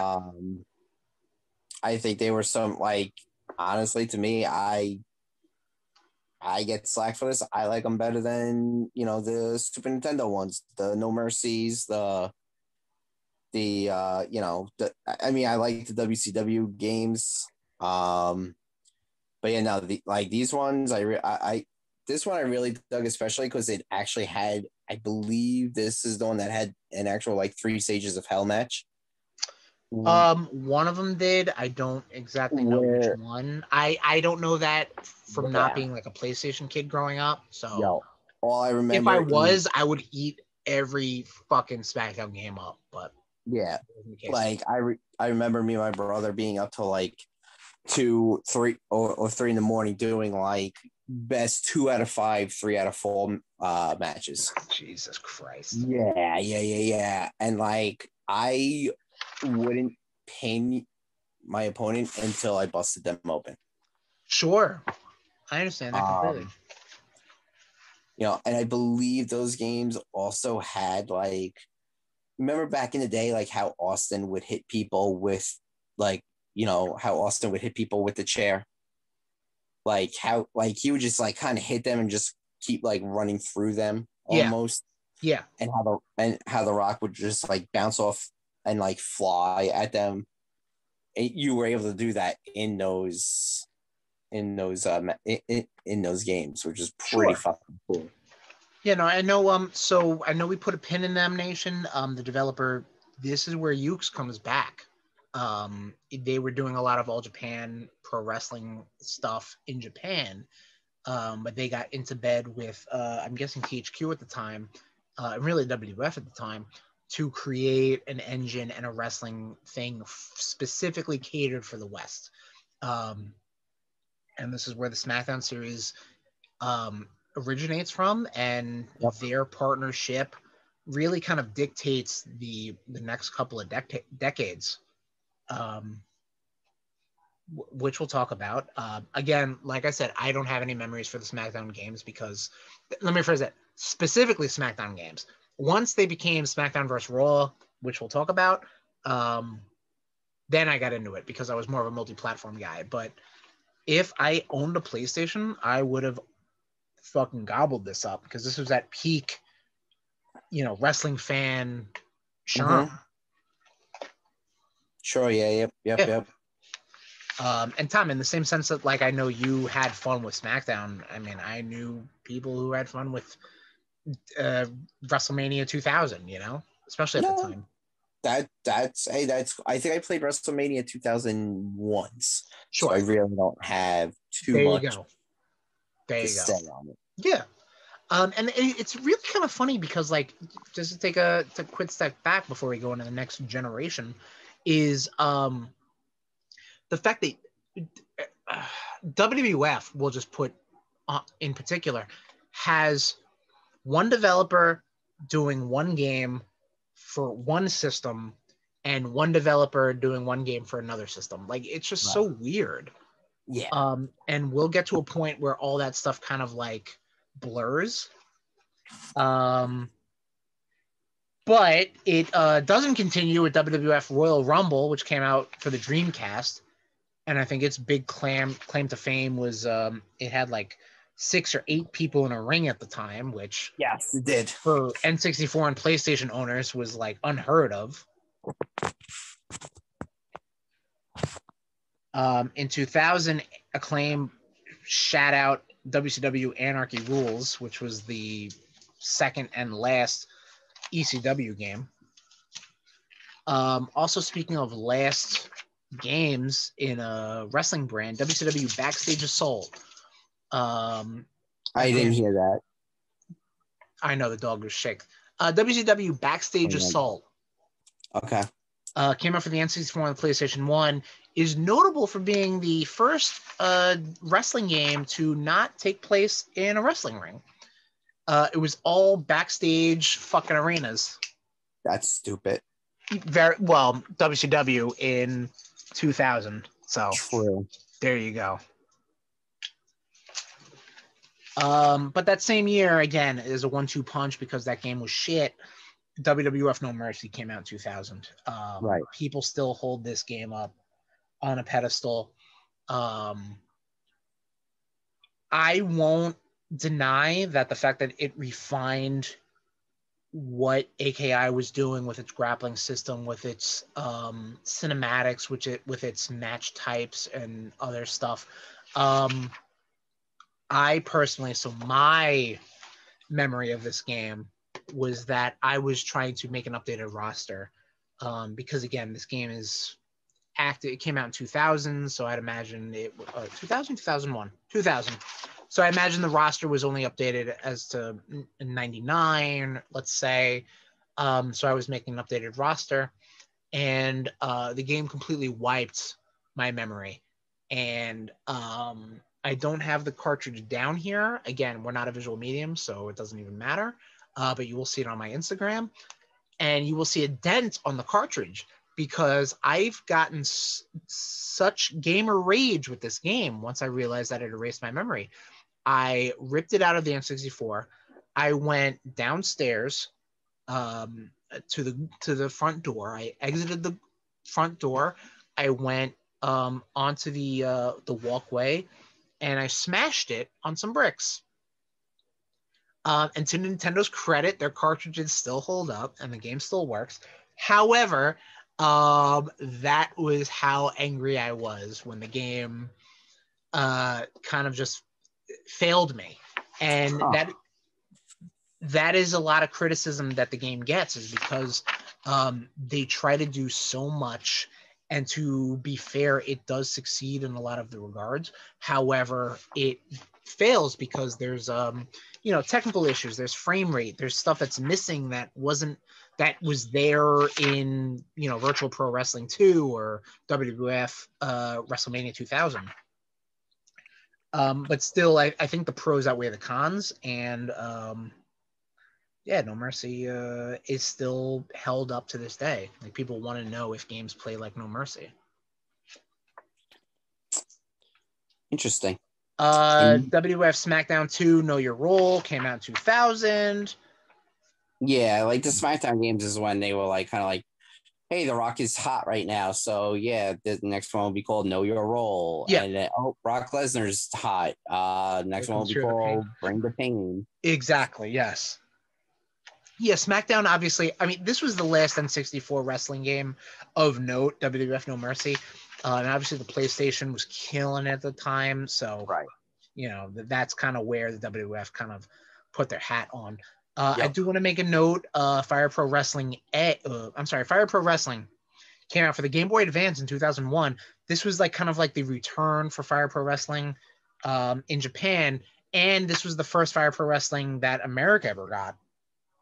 We don't have to talk about the Simpsons wrestling. That doesn't make any fucking sense. WWF SmackDown Just Bring It came out in 2001. SmackDown Shut Your Mouth came out in 2002.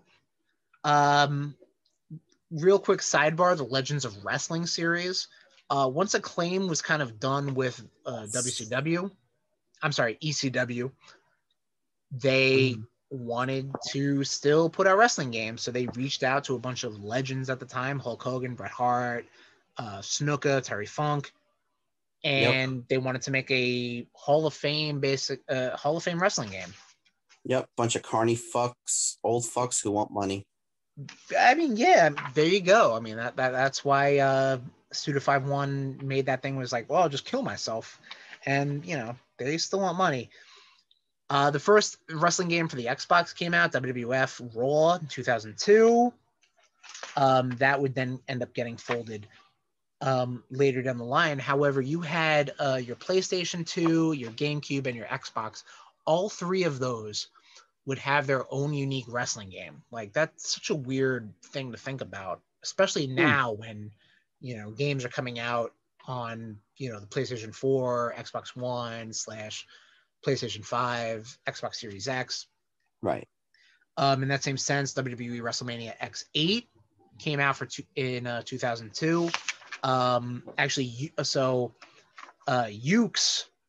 Yuke was doing the PlayStation and the GameCube shit, and the stuff for the Xbox was coming out, and just different people. It doesn't matter because it's not gonna fucking matter in a couple years anyway. Legends of Wrestling 2, 2002.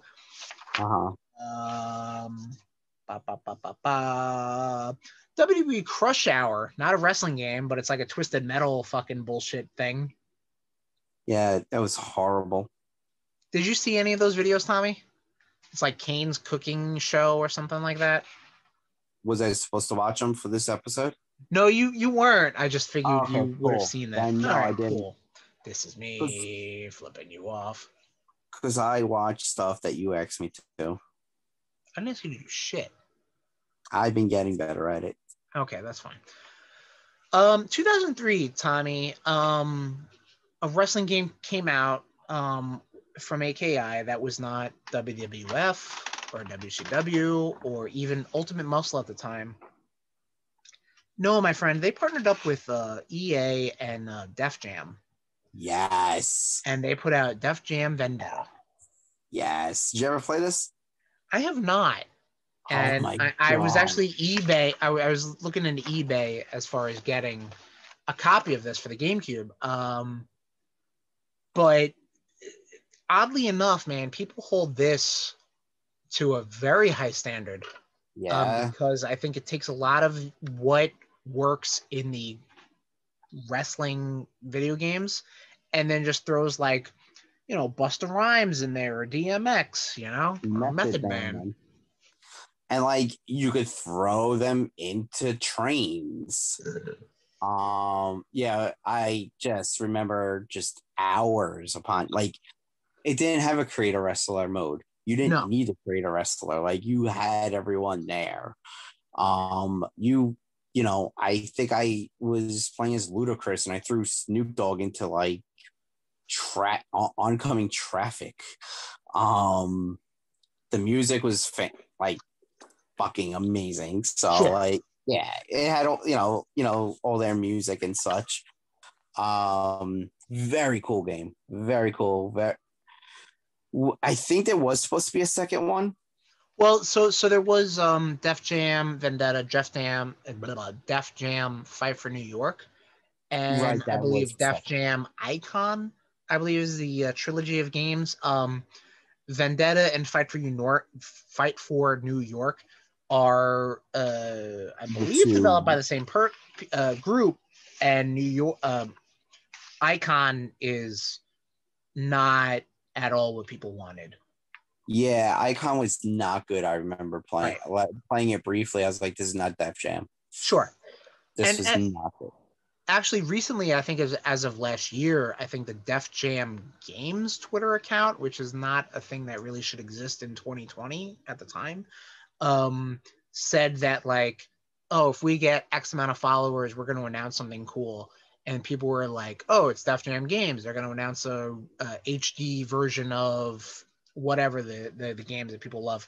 Right. And they never did. So fuck them. Wow. That was sad. So those are like the little small forays into not the big wrestling companies. But anyway, moving on. WrestleMania 19 came out for the GameCube in 2003. Raw 2, Ruthless Aggression, came out for the Xbox in 2003.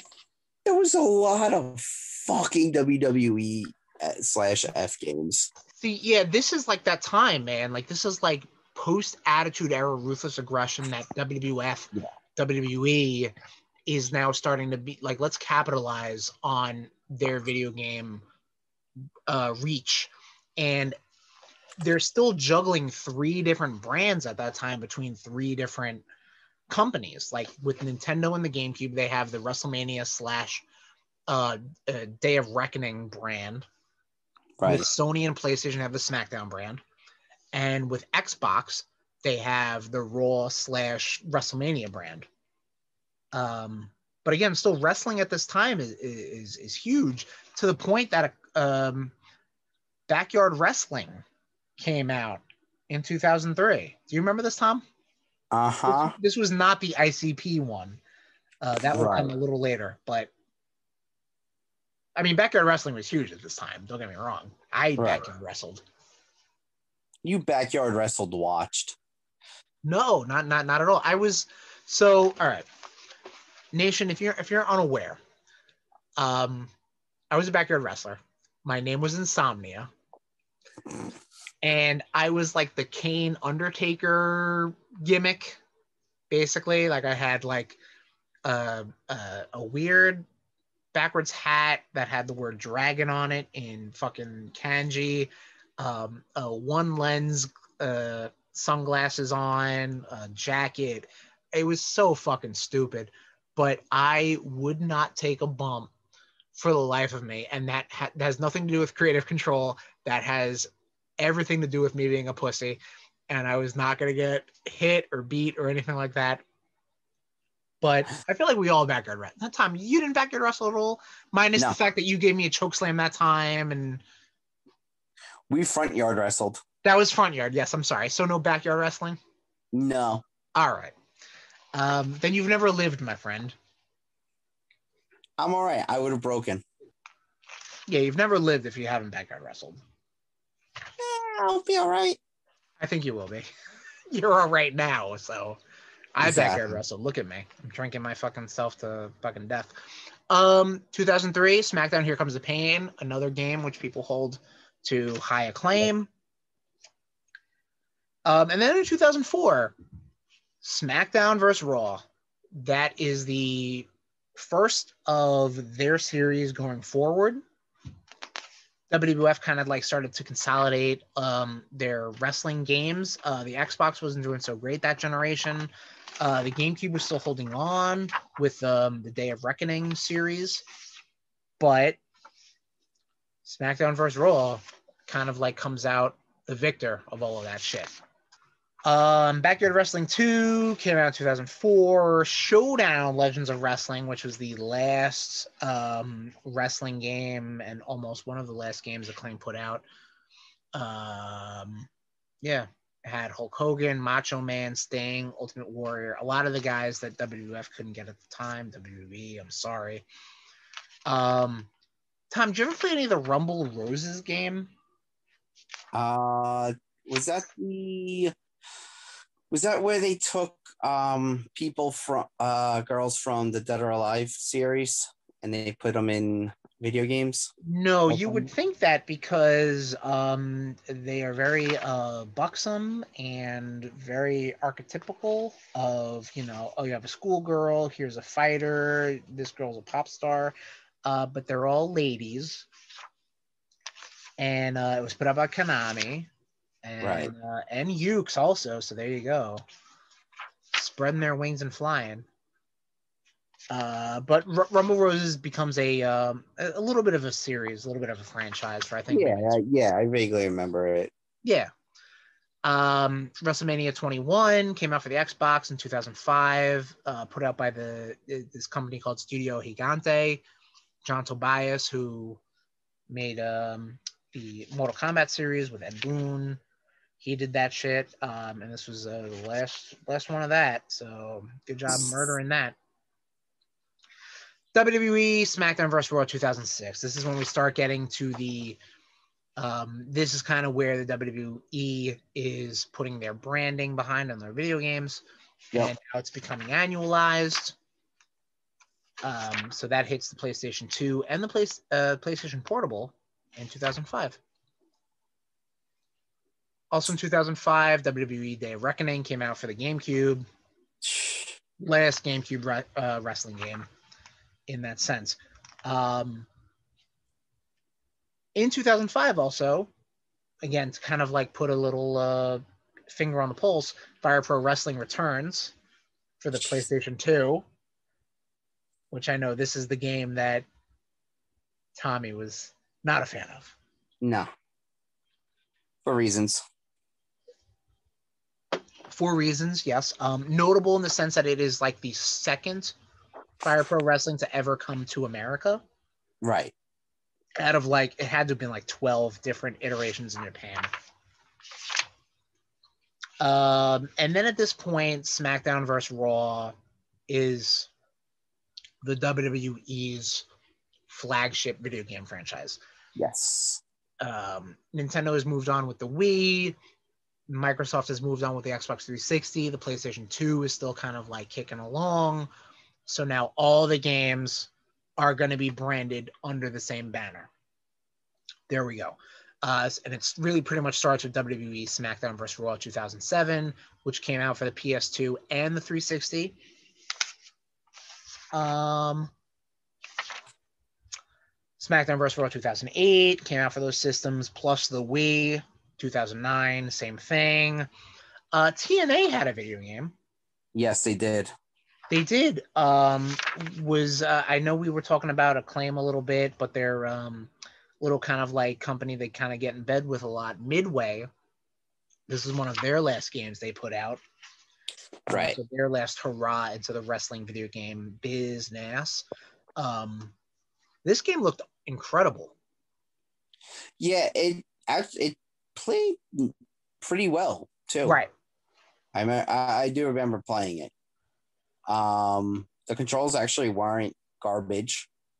That's high praise. Much unlike the product that they were putting out. TNA we're talking about, or TNA? Yeah, definitely. Yeah. No, I do remember playing it. It had this whole thing where it was what the fuck was it?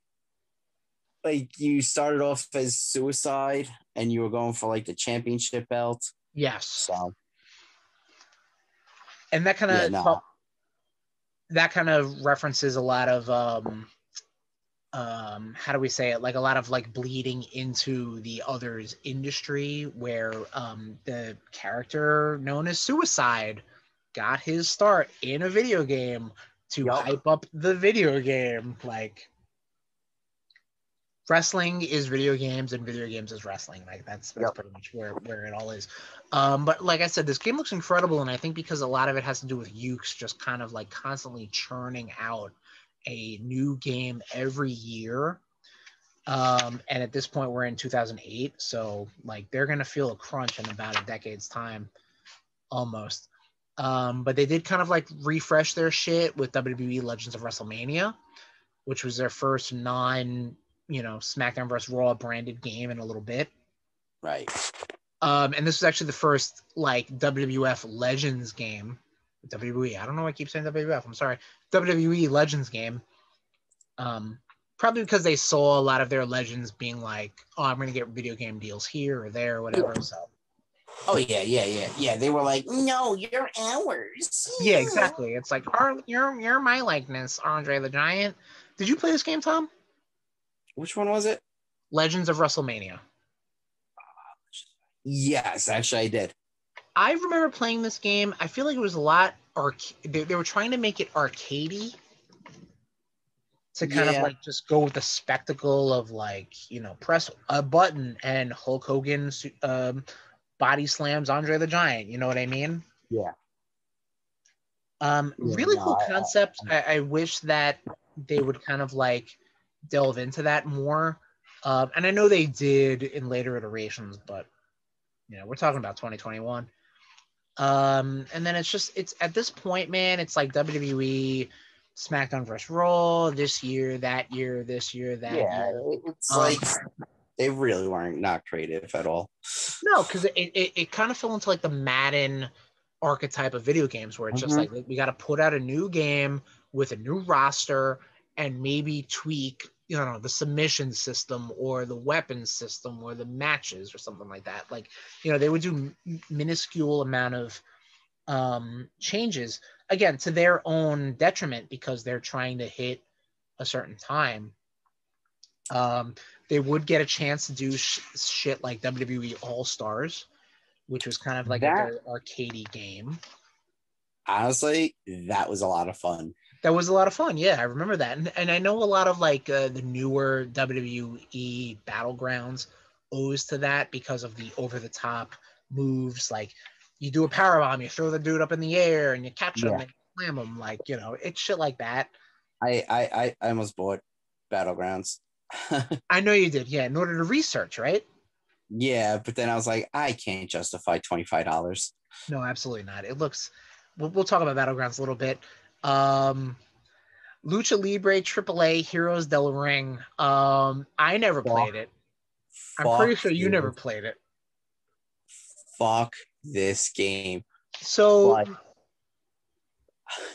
I'm gonna illuminate the RudeNation into our story with this. We were going to we were hyped for this game because it's like a new wrestling game. It's put out by Konami. We're like, okay, cool. Like, it's got AAA stars, Lucha Libre stars. Cool. The pre-order bonus, my friends, at the time was gonna be a Lucha Libre mask, and we're like, yes, sign me up. Put it on the dotted line. Let's go. Then they realized that, like, yeah, these masks would be choking hazards and we'd kill a whole bunch of people. So then we're like, fuck you. I can't believe you did this to us. Right. We're done. And the closest we ever got to actually with this game at all is when I stole it from a guy's table when we went to a House of Glory show in Jamaica. Arrest me. Sorry. What? In your defense, you don't really remember doing that. You know what's funny? When I was trying to gather up all the wrestling games I have to, take pictures with my drinks and shit like that, it was a fleeting thought I had where I was like, oh, where's AAA, the Lucha Libre game? And I'm like, oh, right, I never touched that game, so I sold it. So there you go. Nice. Also, Lucha Libre AAA has a notoriety of being part of one of the worst E3 press conferences where it's like La Parka and what the fuck is that guy's name? Is it Silver King or like Dr. Death or something like that? Where they just beat each other up during the press conference or something like that. Fucking stupidity. I you know what? I applaud people for trying to make a wrestling game, but it's like, dude, no, stop. Yeah, seriously. Tom, you remember Hulk Hogan's main event, which came out for the Xbox 360 Connect? No, I don't. I think you might remember the box art if you look it up. But apparently Hulk Hogan decided he was just like, you know what, brother, I'm gonna make my own video game, and it's gonna be the best video game, brother, you can find. I remember looking at that box art with you at a GameStop. What was it called? Hulk Hogan's main event. Hulk Hogan's main event. Yes. It was a Kinect video game, so already you're off to a great start because now you want to get a whole bunch of fucking schlubs to act out wrestling moves in front of a camera that I'm sure the government has nothing to do with. Oh, God, yeah. There it is. Oh, yeah, no. Yep. No. Fuck that. I'm not wasting my time, yeah. There you go. But that came out in 2011. Also came out in 2011, WWE 12. So this is now the new branded WWE game that came out at the time for the PS3, the 360, and the Wii. Had Randy Orton on the cover. Basically, all the wrestling games put out by WWE are now homogenized under one brand. That's like WWE 13. Between the year 2013 and 2012, THQ kind of basically goes under. Sorry, guys. And then the 2K series picks up the WWE brand. WWE 2K14 happens. 2K15 happens. 2K16 happens. 17, 18. 19. And 19. Hey, spoiler alert. But we do want to mention, again, the one thread that's kind of like kicking behind all the westernized wrestling video games is Fire Pro. And there was a new Fire Pro game that was produced in 2017 that came out for the PlayStation 4. And it had a lot of New Japan Pro Wrestling guys. It had some licensing. And I'd have to say, like, I think in this day and age, it worked out because with the internet and with streaming services and the internet and social media, like, people are more aware of wrestling games more than ever. Yeah. If they don't like what 2K is putting out, and why would they after what fucking 2K20 was, they want to find alternatives. And if Fire Pro does that for them, or Wrestling Empire, which was made by one dude and put out on the Switch, does that for them, or what AEW is trying to do in their future games does that for them, or Retromania in a few short days does. Yep. I think wrestling games right now, it's weird because it was such a big bubble that blew up and then burst really kind of once WCW and ECW kind of went under, and then kind of shrunk down a bit, but now is more niche. And I think tries to cater to the fans more than anything. Yeah, no, I agree. Yeah. I like a lot of those games. Like, I think the last WWE game I played was probably the one that we played at your house, where you took control of my legs. Right. Yeah. So, I mean, Nation, video game wise, like, once games start coming out annually, it starts coming off the rails. I feel like the last WWE game I physically owned might have been WWE 13. Because I mean, I don't remember owning 14 or 15 or 16 or 17. So I feel like it was that, yeah. Yeah, That was the only Punk on the cover. Yeah.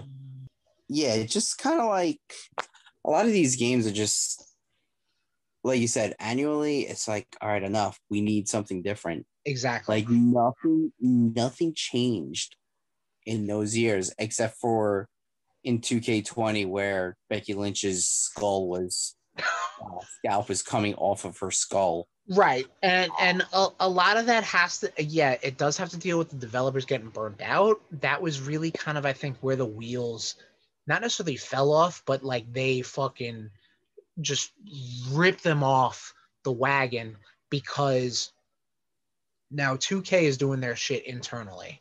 Because Yuke's was just straight up burnt out. Like they were just doing the same game every year, which, hate to say it, is a Western kind of mentality. Also, Western mentality is unions. So, hey, there's my 2 cents for the episode. But that's kind of where the disparity happened because, again, the 2K has to hit a certain deadline, and if they don't have a development company that can do the game they need, they're going to go someplace else because they're going to lose out on their money and et cetera, et cetera. So that's why you have shit like WWE 2K20 and everything that went wrong with that game. Yep. And that's why you have Yuke trying to do something different, and that's why you have AEW trying to do something different. A lot went wrong. And Nation, if you're unaware, you should definitely check that shit out on YouTube. Oh god, it's horrible. Yes. So I think that's our big wrestling video game retrospective. Like we said, Nation, there's going to be a ton of wrestling video games. There's going to be a WWE 2K22 at some point, presumably this year, because I guess Battlegrounds hopefully refresh them to do something different. I don't fucking know. AEW's got their hands in the mix. And like we said, you have Retromania coming out in a couple days if that's what you like. So I don't want to say it's a fine time to be a wrestling video game fan. It's not a good time because it's not at the peak that it was during the Attitude Era, the late 90s, early 2000s, where you had just fucking companies pumping out everything. But there is something to cater to yourself. Oh, absolutely. Like, yeah. You know, the only reason I would get 2K20 for $2.99 right now is just to watch these bloopers that I'm watching. Like, as I believe it. It's the only reason. Just to kind of get into like the troll mentality of it. Oh god, yeah. Apparently, like when they were wearing shoes, like the shoes weren't all the way on. Oh god. Uh-huh. Yeah. There were random tails showing up on people. Eyes coming out. Oh god, it's a nightmare, dude. He's watching it right now. Oh my god. Live reaction. And again, video game development is tough. I'm not going to say it's easy. I mean, look at Cyberpunk, one of the fucking hyped video games of the past fucking decade, was a goddamn train wreck for fucking PS4 and Xbox One. So, you know, it's hard, man. That's why games like that play on PC. There you go. But real quick, do you have any memories from any like wrestling games or not really? I mean, I feel like I kind of talked about them as we came. Like I remember playing or again, WWF WrestleMania 2000 was one of the first wrestling video games I played. I had a good time with that. No Mercy, same thing. And then I really got into like I don't even think I owned a SmackDown vs. Raw game. I think it was just after maybe WWE 12 or something like that. Like I started getting into it.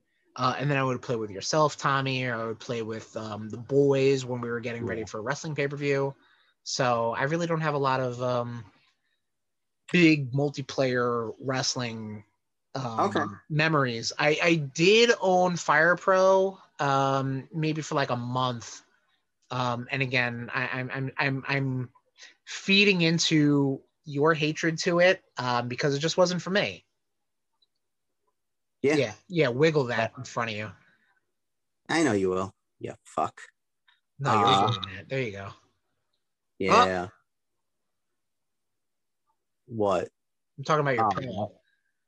I was like, what the fuck are you doing? You losing your mind over there, pile driver face?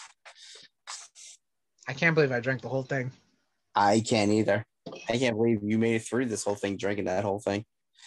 You must have had a good dinner. I mean, I feel very inebriated, so. All right, let's wrap this up before you die on me. And on that note, Rude Nation, thank you so much for joining us with the big time wrestling video game episode. It was very special for us, I think. Like I think so, yeah. You know, we are big video gamers. We're big wrestling fans. So when both fandoms kind of like meld into another, we're into it. I think I don't want to speak to Tom, but I feel like we're both a little lapsed when it comes to the wrestling video games that are popping out now. But we're very optimistic. And again, Retromania coming out in a couple days. I've been so looking forward to this game that I'm like, God, if it sucks, just whatever, man. just fucking just. I'll be so twisted. I don't think you know what? I think you're gonna pick it up day of, Tommy. If it's physical, yeah. What if it's not? You're gonna download it day of or no? No, I get physical media. All right, cool. Gotta keep the stores alive, man. Gotta keep the stores alive. But I think you'll be pleasantly surprised with that game. But Nation, thank you again for joining us. We are on all types of social media: Twitter, Facebook, Instagram. Just search for RudeBoyz 469. We have our own YouTube page. We have a YouTube? Yeah, Tommy. You can find us at bit.ly/RudeBoyz That is all lowercase. It is. But that's our YouTube page. We are available on Apple Podcasts, Google Podcasts, Spotify, Stitcher, TuneIn, for the RudeBoyz Power Hour Plus. But we hang our hat over at the Podbean network, and you can find us at rudeboyz.podbean.com. Pile drive that bean. Yes, I love that. It's gross, but I love it. If you want to reach me, Chris Sherman, on Twitter and Instagram, you can find me at Tesherms, TEH_SHERMS. If you want to get me at Tommy_Cashnet at 80, and that's cash with a K. Damn it! You almost had it. It's the whole cash with a K, and then like the 80 gets thrown in the mix. Like it's a toughie. We'll have to work on it. My life's hard. It's the worst, man. Let me tell you. It's hard out there to be a pimp. But that's going to do it for this episode, Nation. Thank you so much for joining us. Next episode. Ooh, I mean, I like this one because I'm reading, but my docket I can clear immediately because it is the first Trading the Backs of 2021. Trading the Backs Volume 4, next episode of the RudeBoyz Power Hour Plus. Tommy and I are going to trade some paperbacks, trade paperbacks, and we're going to talk about it. We're going to be some fucking superhero shit, so we like that. Yeah, I'm just looking what to torture you with. Well, Tom, you got a couple days to figure that out. I know exactly what I'm giving you. Even though I was gonna give you like some Venom shit next time, but Venom. We'll have to do that for the sequel coming out soon. Volume 5, yeah. But I know exactly what I'm giving you. Tom's gonna figure that out, and then we're gonna talk about it next time on the RudeBoyz Power Hour Plus. Thank you, Rude Nation, for joining us, and have a great day. Stay sexy. This has been a presentation of the RudeBoyz Podcast Network. Oops.